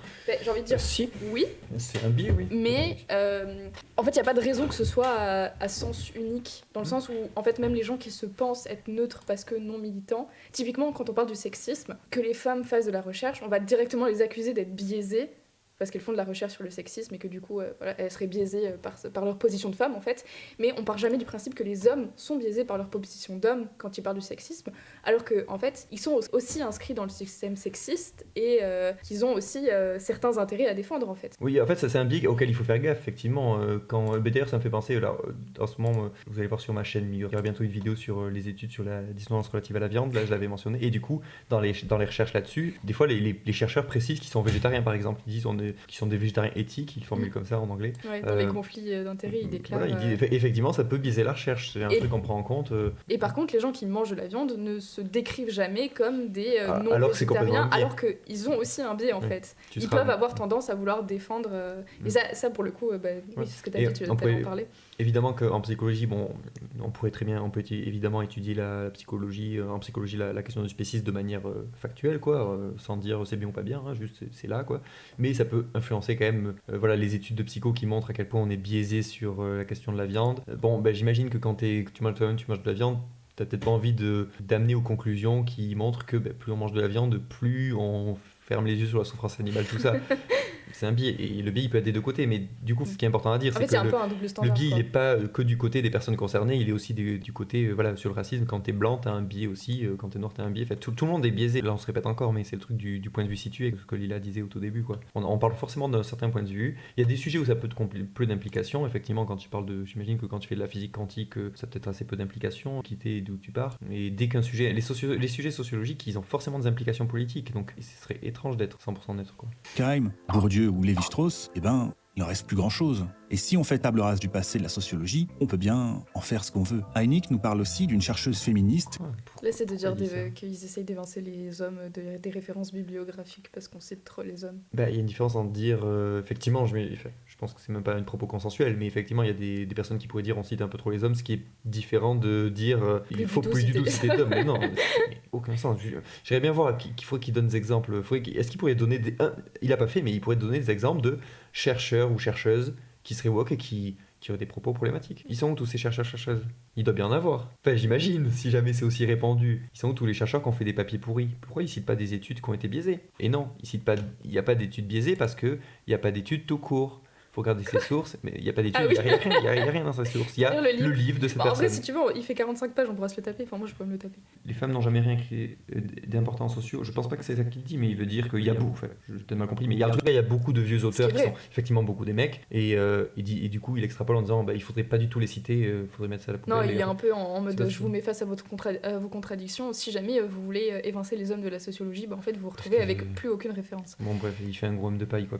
Personne. Bon. Ce qui se plaint qu'on qualifie son enseignement de militant, alors que sa principale activité, c'est... Surtout que bon, niveau obligation, il y a déjà eu des études montrant que dans la recherche, les gars s'autocitent, les femmes citent les hommes, ce qui crée un certain déséquilibre. C'est ce qui a été... Alors, je vais dire ce qui a été dit sur Bourdieu. Moi, j'avoue, je suis pas hyper pointu là-dessus, mais il y a des gens qui disent que Bourdieu, c'est bien ce qu'il a fait de manière générale, même s'il y a évidemment quand même des critiques, mais qu'il ne cite pas assez des gens qui ont déjà dit des trucs qu'il dit, en fait. Il y a déjà des meufs qui l'ont dit avant lui et qu'il n'a pas cité. Et du coup, il y a eu des Il y a ce réponses reproche. de recherche, enfin de chercheuses, notamment sur le féminisme, enfin en tout cas sur les questions de domination par rapport au sexe ou au genre, et qu'après il y a eu des réponses, je crois que c'est Christine Delphi entre autres, typiquement, qui a répondu à ça en disant en fait ça c'est des trucs qui ont déjà été traités dans le domaine de la sociologie du genre et sur lesquels lesquels Bourdieu n'utilise pas, quoi. Alors que le fonctionnement de la science impose, entre guillemets, de faire appel à ce qui a été fait avant nous, quoi. Qu'on qualifie son enseignement de militant, alors que sa principale activité, c'est de s'en prendre à la figure de l'homme blanc hétérosexuel. Et elle semble, de bonne foi, ne pas se rendre compte que son travail est à la fois raciste, sexiste, et qu'elle discrimine tout un groupe de personnes Est-ce qu'il veut dire sur que la c'est base... raciste et sexiste parce que c'est contre les hommes blancs? Ouais, du coup, c'est raciste, Ok. sexiste. Bon, mais du coup, ça ne correspond pas à ce que... Si jamais une personne, allez, je vais aller dans son sens, si une personne qui a un objectif antiraciste et qui se retrouve à faire des trucs racistes, mais c'est peut-être effectivement qu'elle n'a pas fait son travail de recherche correctement et qu'elle en vient à des trucs contre-productifs. Mais on peut très bien trouver des exemples de personnes complètement inverses qui juste sont antiracistes, ont une bonne analyse du sujet parce qu'elles ont étudié le truc de manière rigoureuse et du coup font ce qu'il faut pour faire avancer leur lutte avec des données fiables, etc. Mon problème, c'est vraiment qu'ils prennent des exemples qui sont très soit minoritaires, soit un peu inexistants pour discréditer toute une partie de la recherche engagée, quoi. Je me demande à quel point il y croit. Je me demande est-ce qu'il est malhonnête ou est-ce qu'il croit à ce qu'il dit quand même. De leur orientation sexuelle. Et une manière très concrète de pratiquer. En plus, son argument est exagéré. Même en enlevant certains hommes de bibliographie, il y a un rayonnement tel que certaines figures que ça ne les invisibilisera pas. Genre Bourdieu, il est cité à tout va de façon symbolique dans les conversations de comptoir comme dans les conversations académiques. Oui, effectivement. Même Je sais pas s'il a peur de l'invisibilisation en vrai. J'ai l'impression que c'est plus un argument pour dire regardez où ça vous amène. Je pense que c'est pas forcément très intéressant d'aller là-dessus. Bon, c'est évident que c'est un argument fallacieux qu'il donne, quoi. Et la discrimination, ce sont les réunions en non-mixité. Le sociologue Michel Vivorka les justifie sous prétexte que, de tout temps, des acteurs collectifs ont constitué des groupes à un moment ou à un autre sur la base d'une identité excluant des participants qui n'en relèveraient pas, tels que White Watchers, les alcooliques anonymes ou des groupes féministes. Mais qu'il est con, ce nègre ! Et ici, la confusion est hallucinante. Il confond le contexte privé et le contexte universitaire qui appartient à la collectivité. Ça n'a donc strictement rien à voir.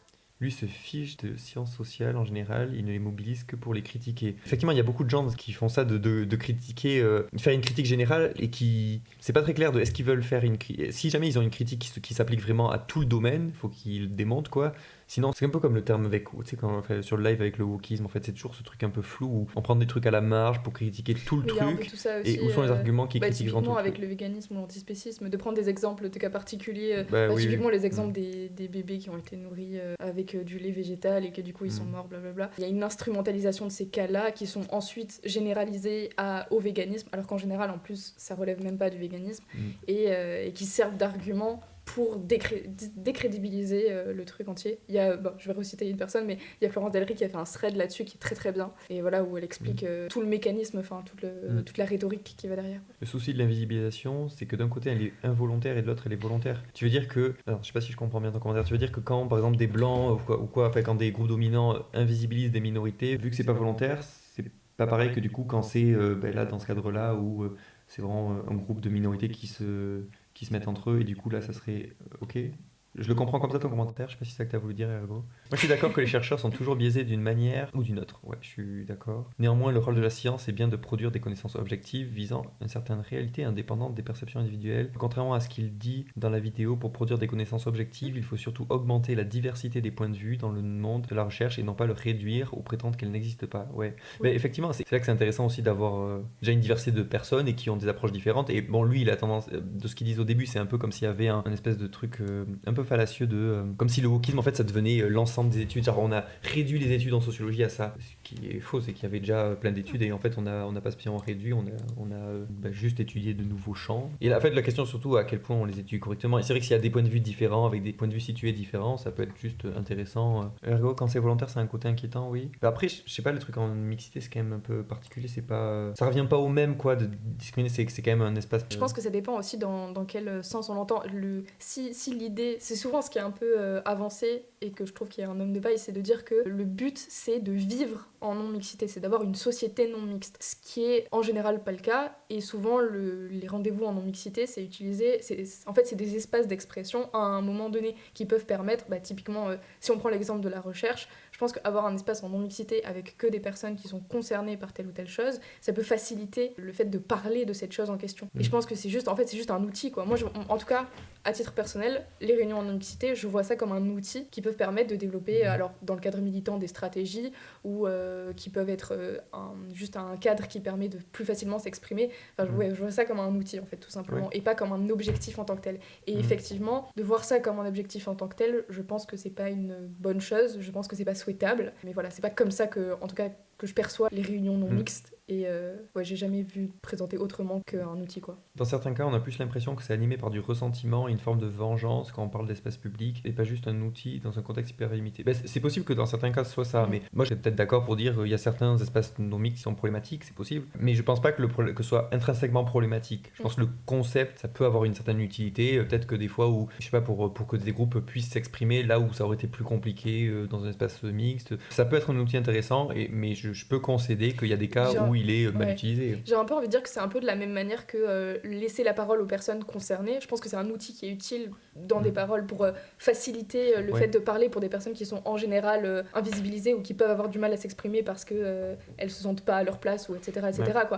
Mais voilà que c'est un outil. C'est pas trop son safe space. Mais effectivement que ce soit appliqué, c'est ce que je dis dans un post, que ce soit appliqué comme une règle systématique, ça me semble problématique et ça me semble pas souhaitable. Ça fait quoi, peut-être des gens qui s'y sentent mieux en espace comme ça, ils pourront peut-être plus facilement apprendre des choses, discuter, alors que ça va peut-être plus compliqué dans d'autres contextes. Donc dans ce genre de cas, on peut se dire bon, c'est pas déconnant quoi. De même, une afroféministe, maître de conférence à l'université de Tours, a déclaré sur France Inter en 2019 « L'homme blanc ne peut pas être antiraciste à mes yeux. Il ne peut pas avoir raison contre une noire ou une arabe. Il ne peut pas. C'est pas possible. Et ça, il va falloir que la France s'en rende compte. » Ça dépend de ce que t'entends, sur quel sujet en fait. Et c'est très probable en fait qu'il ait tort sur ce que c'est de vivre le racisme, parce qu'il sait pas quelque chose qu'il vit. Après qu'il y ait des débats sur, je sais pas, l'analyse par exemple du système raciste, c'est possible que une personne blanche ait plus raison qu'une personne noire. Voilà, moi en tant que mec blanc, en tout cas en tant que mec, je pense que mon analyse du sexisme est meilleure que celle de Thaïs Descuffon, qui est une femme. Voilà, je pense que je peux dire ça. Et après, alors je connais pas la personne qui cite, mais si jamais son propos c'est de dire c'est forcément les personnes minoritaires qui ont raison sur le sujet dont on parle et les autres c'est les oppresseurs donc ils ont tort, oui ok, je peux être d'accord pour critiquer ça. Elle dit qu'il ne peut pas avoir raison,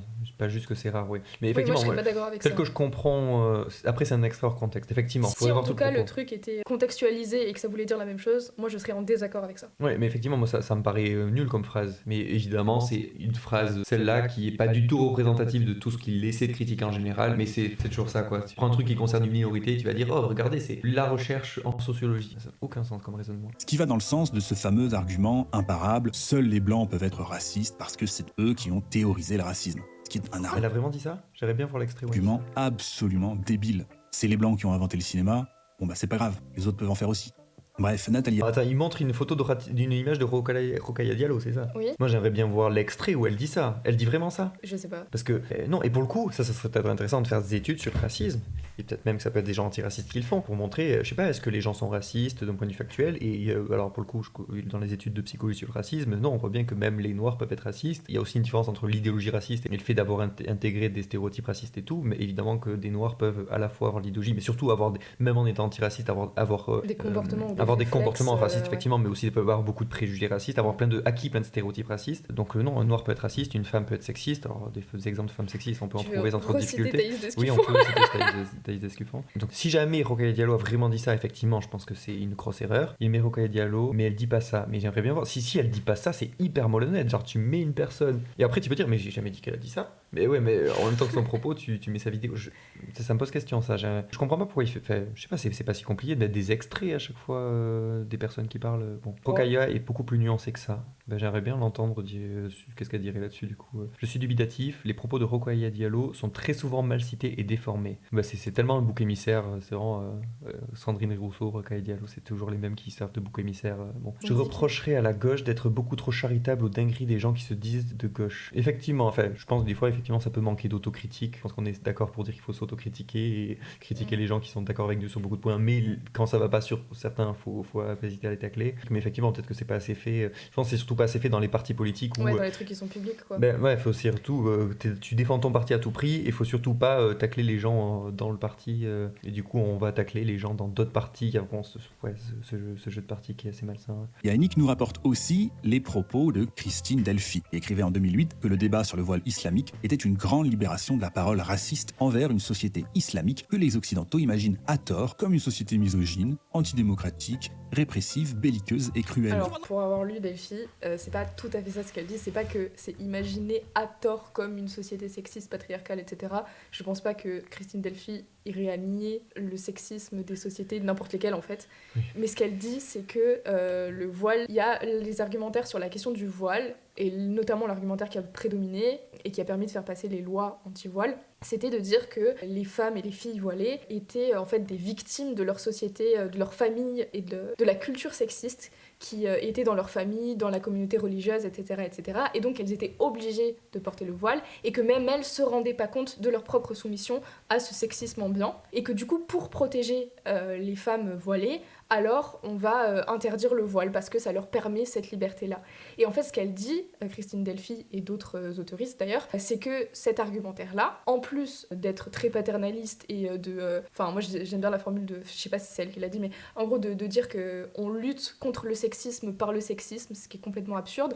Mais bref, outre le fait qu'il y a ça et qu'en plus ça renvoie les femmes musulmanes et les femmes de manière générale à une position de victimes qui sont incapables de penser par elles-mêmes, quoi, il y a aussi ce truc-là que ça permet de pointer du doigt l'autre, c'est-à-dire en l'occurrence le musulman, ou les musulmans, la communauté musulmane, comme étant extrêmement raciste, extrêmement sexiste, contrairement à l'Occident qui serait l'espace de la liberté et de l'émancipation des femmes. C'est ça qu'elle dit en fait. C'est qu'il y a un contraste qui est créé sur cette question du voile entre, d'un côté, la société musulmane qui serait particulièrement sexiste et raciste et qui obligerait les filles et les femmes musulmanes à porter le voile, et la société occidentale qui, parce qu'elle interdit le port du voile, serait l'espace de liberté et de libération de la femme, quoi. Du coup, c'est un peu détourné, ces propos, pour le coup.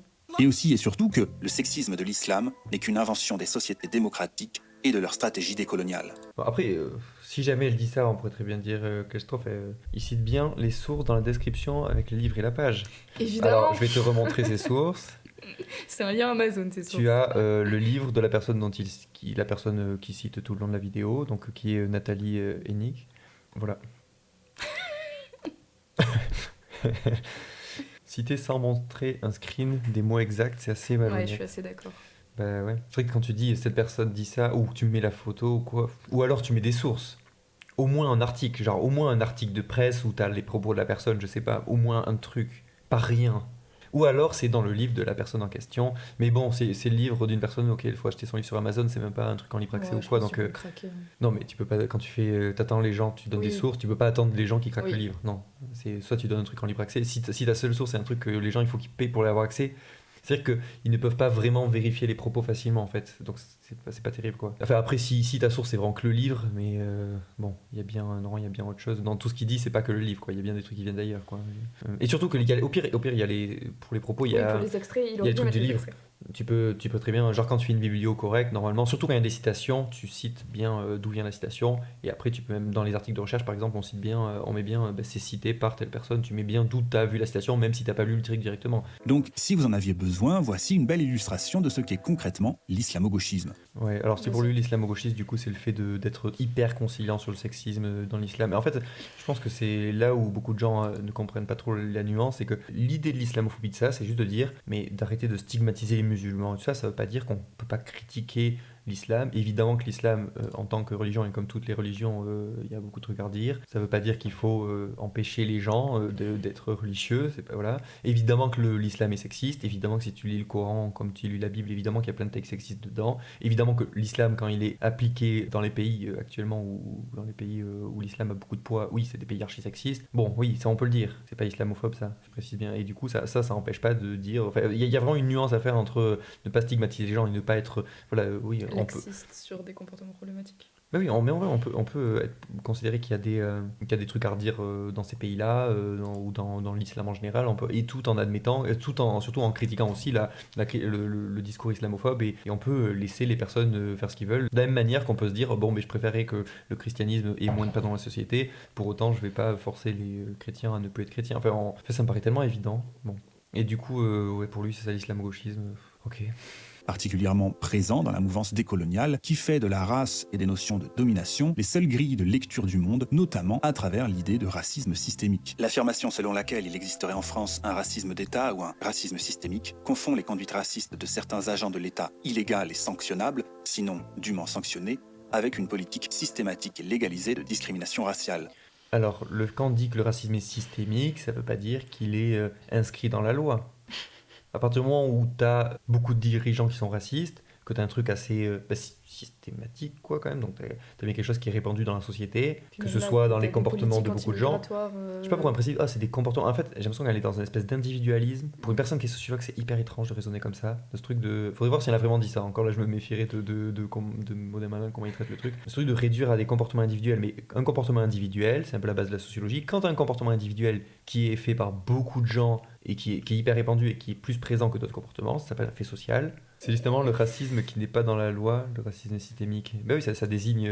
Si c'est Pour dans moi, la la loi, loi, ça paraît très évident que c'est systémique. Mais si vous voulez, Ça peut d'ailleurs, être dans la. considéré comme une Tout à composante. l'heure, Ça j'ai dépend fait- des, ouais. des définitions. Mais... Tout à l'heure, j'ai fait ma pub là pour la prochaine vidéo qui sera sur le spécisme, les définitions du spécisme, et dans la définition sociologique du spécisme, dans cette définition-là du spécisme, et donc on peut dire la même chose avec le racisme, il y a toute une composante culturelle, toute une composante systémique qui est un versant tout législatif, il y a un versant qui est culturel, il y a un versant législatif, en fait, il y a tout ce qui est Après, institutionnel, ouais. en fait, voilà, il y a plusieurs composantes comme ça, et il y a tout un versant économique, et en fait, quelque chose qui est ancré dans la culture, dans les comportements et tout, dans les individus, même si c'est pas ancré dans la loi, bon déjà ça peut se répercuter dans la loi, parce que même si la loi ne dit pas effectivement qu'il faut condamner c'est ce plus que un j'allais noir, dire. effectivement, à crime égal, si t'es noir, tu peux avoir un peu plus de chances d'être condamné, par exemple. Donc ça, c'est quand même, c'est pas dans la loi, mais ça fait quand même partie du système institutionnel et législatif. Et du coup, les comportements des gens, quand c'est répandu, ça s'inscrit dans une culture, ça s'inscrit dans un contexte, c'est un fait social. Aussi dans la loi, je pense il y a deux choses qu'on peut distinguer. Alors ça, c'est le modèle de Talcott Parsons. En gros, on peut distinguer la loi en tant que telle, enfin les règles légales, et ce qu'on appelle le lexisme législatif. Par exemple, je vais prendre un exemple que je connais un peu, mais pour les animaux, on peut dire que le spécisme, parfois il se matérialise dans des textes de loi très littérales. Par exemple, le fait d'avoir des exceptions et qu'on est OK pour tuer des animaux, qu'on organise des abattoirs, que tout ça ce soit strictement légalisé, quoi. C'est vraiment purement légal, entre guillemets. Mais à côté de ça, on peut par exemple avoir un certain laxisme législatif sur les violences qui sont faites contre les animaux. Le fait que ce soit peu ou pas condamné, c'est aussi une marque du spécisme, mais c'est peut-être moins visible que les textes de loi écrits tels quels. Et on peut avoir un truc un peu similaire avec le sexisme, le racisme, etc., que tu peux avoir, ou d'autres oppressions, quoi, mais que tu peux certes ne pas avoir des écrits noir sur blanc dans la loi que c'est ok de faire telle chose à l'encontre de telle personne, mais que dans les faits, il y a plus ou moins de condamnation en fonction de la position sociale des gens, quoi. Par rapport à la question du spécisme systémique, mais qu'on peut faire des raisonnements similaires évidemment avec le racisme, c'est juste que là j'ai cet article sous la main vu que je prépare une vidéo sur le spécisme, mais il y aura sûrement des articles intéressants sur le racisme. Donc je vous mets cet article de Sarah Zanaz, donc en attendant que je vous invite évidemment à voir ma prochaine vidéo sur le sujet, mais d'ici là, ou même après d'ailleurs, il y a ce très bon article de Sarah Zanaz qui est sur la définition sociologique du spécisme, sur le spécisme comme système, et du coup c'est vraiment intéressant, voilà. Donc tout ça pour dire que c'est étrange pour une sociologue de réduire comme ça le racisme à des comportements individuels et ne pas comprendre que si t'as plein de chefs d'État, t'as une bonne partie de chefs d'État qui sont racistes, oui, c'est pas juste des crimes isolés, ça s'inscrit dans un contexte et du coup il y a bien un moment où ça s'appelle où c'est systémique, quoi. Comme si la France vivait sous un régime d'apartheid. Le racisme systémique en France, c'est une chimère. Et Heineck nous apprend que certains enseignants-chercheurs qui étudient ce soi-disant racisme systémique s'appuient sur l'autodéclaration, donc des ressentis. Encore une fois, on est loin de la rigueur scientifique. Ah, il s'appuie sur les ressentis. Alors, imaginons certains chercheurs font ça. Je connais pas les études qui parlent du ressenti, donc il faudrait voir comment elles sont faites. Alors, il y a beaucoup de recherches qui sont faites sur des trucs très objectifs. Je pense, alors notamment la recherche, donc là je pourrais pas vous donner la source en tête parce que la date d'un moment, mais je sais qu'il y a Vlanx qui avait fait une vidéo là-dessus, donc peut-être que ça pourra se retrouver facilement en tapant Vlanx avec des mots-clés. Si vous tapez Vlanx racisme systémique, je pense que vous l'aurez. Et du coup, il y a des études par exemple qui montrent par rapport au CV ou quoi, des trucs comme ça où tu changes par exemple le nom et en fonction du coup de l'origine ou du nom ou d'autres paramètres, parce que ça va en faire sur, je sais plus, c'est sur des entretiens d'embauche ou dans des trucs comme ça. Et en fait, rien que le suivant quand tu t'appelles ou quoi, la consonance, en fait, il y a des choses comme ça qui sont totalement objectives parce que tu peux mesurer à quel point, je sais pas, tel CV va être reçu, ce genre de choses. Et je connais même pas l'ensemble des études sur le racisme systémique, mais attends, est-ce qu'il a dit certains chercheurs ou Certains enseignants-chercheurs qui étudient. Certains enseignants-chercheurs, mais ça il dit comme ça, il y a une vibe malhonnête parce que t'as l'impression que du coup ça a l'air répandu, mais est-ce que c'est juste quelques articles isolés? Et encore ces articles, est-ce qu'ils sont peut-être pas si mauvais? Il faudrait voir la méthodologie, il faudrait voir qu'est-ce qu'ils en concluent, tant qu'ils concluent pas. Que ça pose aussi. Oui, et tant que tu conclues pas au-delà de ce que ton étude permet de conclure. Donc là, pour lui, le racisme systémique est une chimère. Je trouve que c'est assez ouf de dire ça. Ouais, c'est un peu contraire aux données qu'on a, quoi. Surtout, après, sûrement qu'il en a une définition qui ne comprend pas. Bon, Scoop, il y a de la sociologie qualitative avec des entretiens, oui, mais il y a plein d'études statistiques qui démontrent l'existence du racisme systémique. Oui. Et c'est même pas rare d'ailleurs d'avoir les deux recroisés dans une même étude. Étudie ce soi-disant racisme systémique s'appuie sur l'autodéclaration, donc des ressentis. Encore une fois, on est loin de la rigueur scientifique. Déjà, Et les encore ressentis, c'est des dire données, que en plus, dire enfin. que les ressentis ne sont pas objectifs, c'est que mon ressenti à moi, il est peut-être pas valide pour dire comment il est le monde, mais mon ressenti à moi et le ressenti d'autres personnes et tout, c'est quand même une donnée qui peut être étudiée par des scientifiques. Même une donnée fausse, même une croyance fausse peut être étudiée de manière objective. Et je sais pas si c'est contre-intuitif de dire ça. Je pense que pour n'importe quel scientifique, ça paraît très évident de travailler avec ça, mais je sais pas si tu dis le complotisme, tu peux travailler avec des croyances fausses pour avoir des trucs objectifs. En fait, le fait que ce soit subjectif, C'est un argument que j'ai souvent entendu, que les gens font des généralités d'expériences individuelles, ou encore que c'est pas systémique parce que c'est complotiste de penser que les gens font exprès d'être racistes ou sexistes, ou parce qu'ils confondent notion de système et l'idée que ce serait des lois claires qui auraient cet objectif. Ouais, bah il y a le truc de la loi et le truc de la volonté. Et ça, c'est un truc.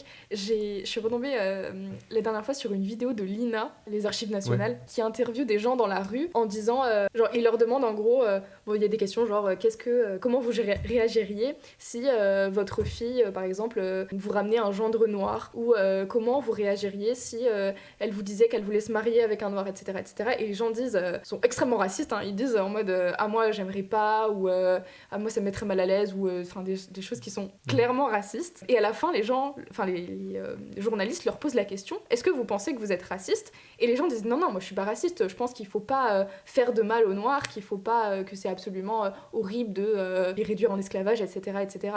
Et donc les gens prennent vraiment l'idée que le racisme c'est un truc extrêmement explicite et volontairement nuisible, alors que ça peut prendre des formes qui sont beaucoup plus discrètes. Et c'est marrant entre gros guillemets, mais il y a la vidéo, le stream auquel on avait réagi sur Cassandre qui parle du spécisme, et à un moment il dit je suis pas spéciste parce que je pense pas qu'il faut maltraiter les animaux, etc. Parce que le Cassandre il assume le spécisme, non? Moi je crois que c'est Cassandre. Ah bon? Parce qu'il assume le spécisme en tout cas, Cassandre. Mais en tout cas il y a un moment il dit je crois qu'il dit je suis pas spéciste dans le sens où je pense qu'il faut pas maltraiter les animaux, etc., etc. Ah oui. Mais par contre je suis spéciste spéciste parce que, enfin je sais pas s'il dit je suis spéciste, enfin genre je pense quand même que c'est ok de les manger. Et donc vraiment il y a ce truc de les gens des fois réduisent la question des discriminations à leur forme la plus violente et la plus explicite, sans prendre en compte que ça peut se manifester de multiples manières en fait. Mais ça et là c'est justement intéressant de faire des travaux psychologiques et sociologiques sur les questions des discriminations, qui est que faut pas réduire les discriminations à des points de vue des points de vue éthiques, quoi. C'est pas juste des points de vue de philo-morale, quoi, où les gens réfléchissent et se disent bon c'est vrai que faut c'est pas forcément rationnel derrière. Il y a des fois juste on intériorise plein de schémas, et les gens en étant bien intentionnés, je pense qu'il y a plein de gens qui ne veulent pas être sexistes mais qui sont constamment sexistes et qui ont des préjugés sexuistes, et le truc c'est que il y a aussi des réflexes, des schémas de pensée qui sont racistes. Et ça, alors je ferai peut-être c'est une vidéo, je tease une vidéo que je ferai sûrement dans longtemps. En fait c'est une des premières que j'ai écrites, j'ai fait d'autres trucs donc je l'ai pas tournée, et du coup mais c'est sur des expériences de psychosocial, et du coup je pense que j'y reviendrai, mais il y a des expériences qui montrent à quel point en fait juste on intériorise le racisme, et à quel point même des personnes noires intériorisent. C'est pas le truc avec les couteaux là?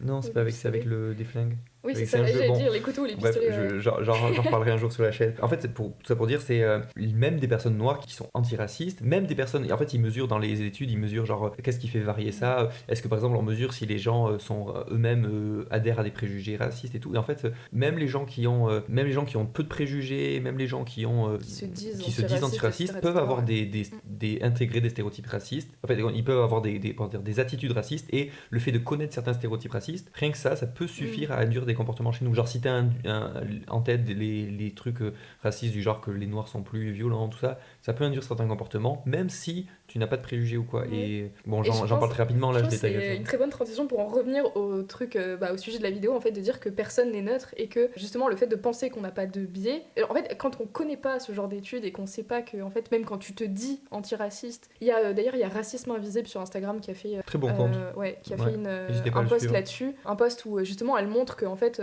elle se base sur des études notamment de psychologie sociale, et en fait elle montre que globalement on est à peu près tous racistes et qu'on a des réflexes racistes indépendamment de notre volonté, et elle dit bien en fait il faut en tenir compte parce que c'est comme ça qu'on pourra lutter contre le racisme. Mais à partir du moment où on ne sait pas qu'on a ces biais là, dans le cadre de la recherche évidemment on va être moins attentif probablement, et dans le cadre de la vie quotidienne ça va être compliqué de bien axer notre militantisme pour éviter que les gens aient ce genre de réflexes, pour essayer de déconstruire un peu ces réflexes racistes, quoi. Finalement on reste dans des imaginaires où les vrais racistes ce sont que les nazis tortionnaires et pas les gens qui trouvent qu'il y a un peu trop de noir dans le bus. Ouais, c'est ça, c'est les formes les plus explicites et Ouais. assumées de racisme, Le test c'est du de- racisme. C'est vrai Et que le sinon, test ça de la l'est pas. poupée, peut-être qu'il faudrait que j'en parle. Ça me dit Ouais, quelque si chose tu veux, et je crois que j'en c'est sais assez pas. intéressant ce truc-là, si c'est ce que je C'est pense. que je crois qu'on demande à des enfants de De choisir choisir des entre une poupées, poupée noire ouais. et une poupée Et blanche je crois qu'on leur pose des d'expliquer questions pourquoi. sur ça. Ouais, ouais, d'expliquer c'est- pourquoi.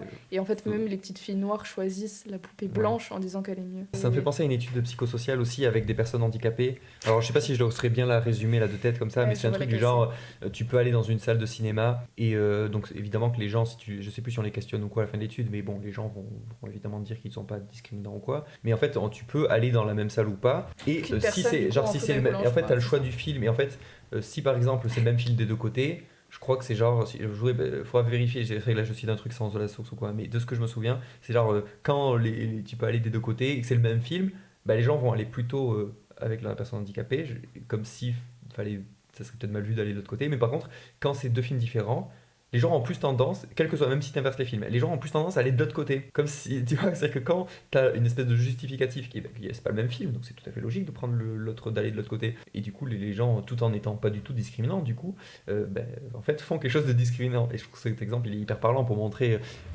cette discrimination qui est hyper implicite, en fait, et qui ne se réduit pas à l'idéologie, quoi. Je pense qu'il faut distinguer le racisme qui vient des biais cognitifs, qu'il faut combattre et dont il faut prendre conscience, et le racisme comme idéologie.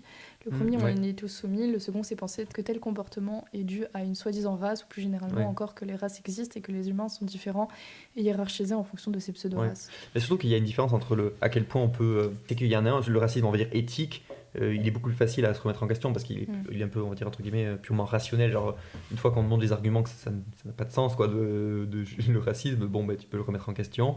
Après, une fois que tu as intégré des stéréotypes et des préjugés, tout ça, ça c'est plus dur à remettre en question. Moi, je trouve le bon exemple de ça aussi, c'est par rapport à l'aphrodisme, donc la discrimination sur l'apparence. Donc si vous voulez voir, je l'ai déjà cité sur les autres lives, mais bon, il y a une vidéo sur ma chaîne là sur l'aphrodisme. Je vous invite à aller regarder, donc ou sur la discrimination sur l'apparence, et qui est, je pense que une fois qu'on se renseigne sur le sujet, ça paraît assez évident. Au final, oui, ça serait mieux s'il y avait pas, si on pouvait être moins centré là-dessus. Bon, bref, on peut déconstruire pas mal de trucs, mais en pratique, une fois qu'on est intériorisé par des préférences, une fois que on a une tendance à agir peut-être un peu plus positif avec les gens qu'on trouve plus attirants, tout ça c'est des choses qui sont quand même pas simples à changer chez soi. Et je dis pas qu'il faut pas essayer de travailler pour le faire, hein, mais c'est que ça reste un peu plus dur que la critique politique, elle est quand même, je trouve, plus simple que le changement sur soi. Et je répète bien, ça veut pas dire qu'il faut pas faire d'efforts pour changer. Oui. Et là, pareil, il y a des études qui montrent que ça va influencer. Par exemple, typiquement, ça marche sur les décisions de justice. Les gens qui sont considérés comme beaux ont des décisions de justice qui sont... En gros, c'est plus avantageux quand t'es beau. T'es moins condamné à crime égal, quoi. Ça marche aussi avec les CV, l'expérience des CV en aveugle, là où on change la photo en fait sur le CV et que les gens vont avoir tendance à être plus facilement embauchés, enfin avoir plus facilement un appel pour l'embauche. Et ça marche même dans le cas des votes. Le fait que des gens soient plus beaux, ça fait qu'on va plus facilement voter pour eux. Donc vraiment, ça a un impact qui est quand même assez... Je vous mets la vidéo encore dans le chat. Bien commun, tu dis pretty privilège. Ouais, on entend, il y a le terme de beauty privilege, il y a aussi le lookisme. Donc nous, on parle d'aphrodisme, mais effectivement, c'est vrai qu'il y a plusieurs termes autour de ça. Il y a une étude qui a montré que les enfants qui sont considérés comme moins beaux sont moins bien pris en charge. Genre, on va moins s'intéresser à eux à l'école, on va être moins attentionné envers eux, et du coup, ça peut impacter carrément ton développement dans la vie, quoi. C'est vraiment un truc qui est pas anodin. Ouais, l'aphrodite, c'est vraiment une discrimination qui est très... mais on peut dire, c'est un bon exemple de truc systémique. C'est un bon exemple de truc systémique, parce qu'évidemment que c'est systémique, c'est hyper répandu et tout, mais pour ce coup, évidemment qu'il n'y a pas de loi, évidemment que... Il y en a eu. Évidemment, mais... il y en a eu. Ouais, il y a eu sur les gens moches, quoi. Ouais, Ah, il y a eu je sais ce qu'on pas. appelle les ugly laws, alors qui étaient aussi très axés dans le validisme. C'est des lois aux États-Unis. Ça concernait surtout les personnes avec un handicap visible ou des malformations visibles. Et en gros, sur la loi, c'est écrit un truc du genre les gens qui pourraient être désagréables à la vue. Et en fait, t'avais pas le droit d'aller dans certains espaces publics quand t'étais considéré comme trop moche. Ce qui était... ouais, c'est hyper violent. Mais du coup, il y a eu des lois explicitement aphrodistes, quoi. Et validistes au passage, parce que ça concernait beaucoup les personnes avec un handicap visible aussi, quoi. Voilà. Okay. Bonne ambiance. On connaît l'importance qu'a pris la cancel culture ces dernières années. Et le comble, c'est quand le cancel a lieu à l'université. Quand plutôt que de débattre, on préfère annuler une conférence, un colloque ou une publication si le sujet nous déplaît. Et on ne peut pas appeler ça autrement que du totalitarisme. Alors à la question, qu'est-ce que le militant Ok, je vois quel truc qui fait référence. Du totalitarisme. Bon, ça c'est une grosse question de quand il y a des trucs. À quel point ça nous déplaît. Bon, je sais plus l'exemple à question. Genre s'il y avait un discours nazi quelque part, est-ce que effectivement on pourrait dire oui, c'est mieux de passer par le débat, tout ça. Faut pas interdire. Après, je pense que je sais pas, est-ce qu'il n'y a pas des seuils où finalement s'opposer à ce que ça se passe. C'est le paradoxe de la tolérance, quoi. Ouais. La question est pas si évidente. Totalitarisme, je sais pas s'il faut. Bon, je sais pas. Mais à la limite, bon, admettons que dans ce cas-là, c'était pas justifié. Ça. Attends, c'est quoi le rapport avec tout ce qu'il a dit avant d'ailleurs? Je suis en train de me dire, attends, en quoi ça. Oui, ok, il y a eu cet exemple, ok, mais ça ne change pas. Bon, ça ne valide pas tout son propos. Bon, bref. militantisme fait à la recherche, Nathalie Haynick nous répond. Déficit de curiosité intellectuelle et de rigueur scientifique, radicalisme borné, lâcheté individuelle protégée par la meute, jouissance perverse du pouvoir exercé par la culpabilisation, par la menace ou par la force. Ça part en vibe psychanalyse.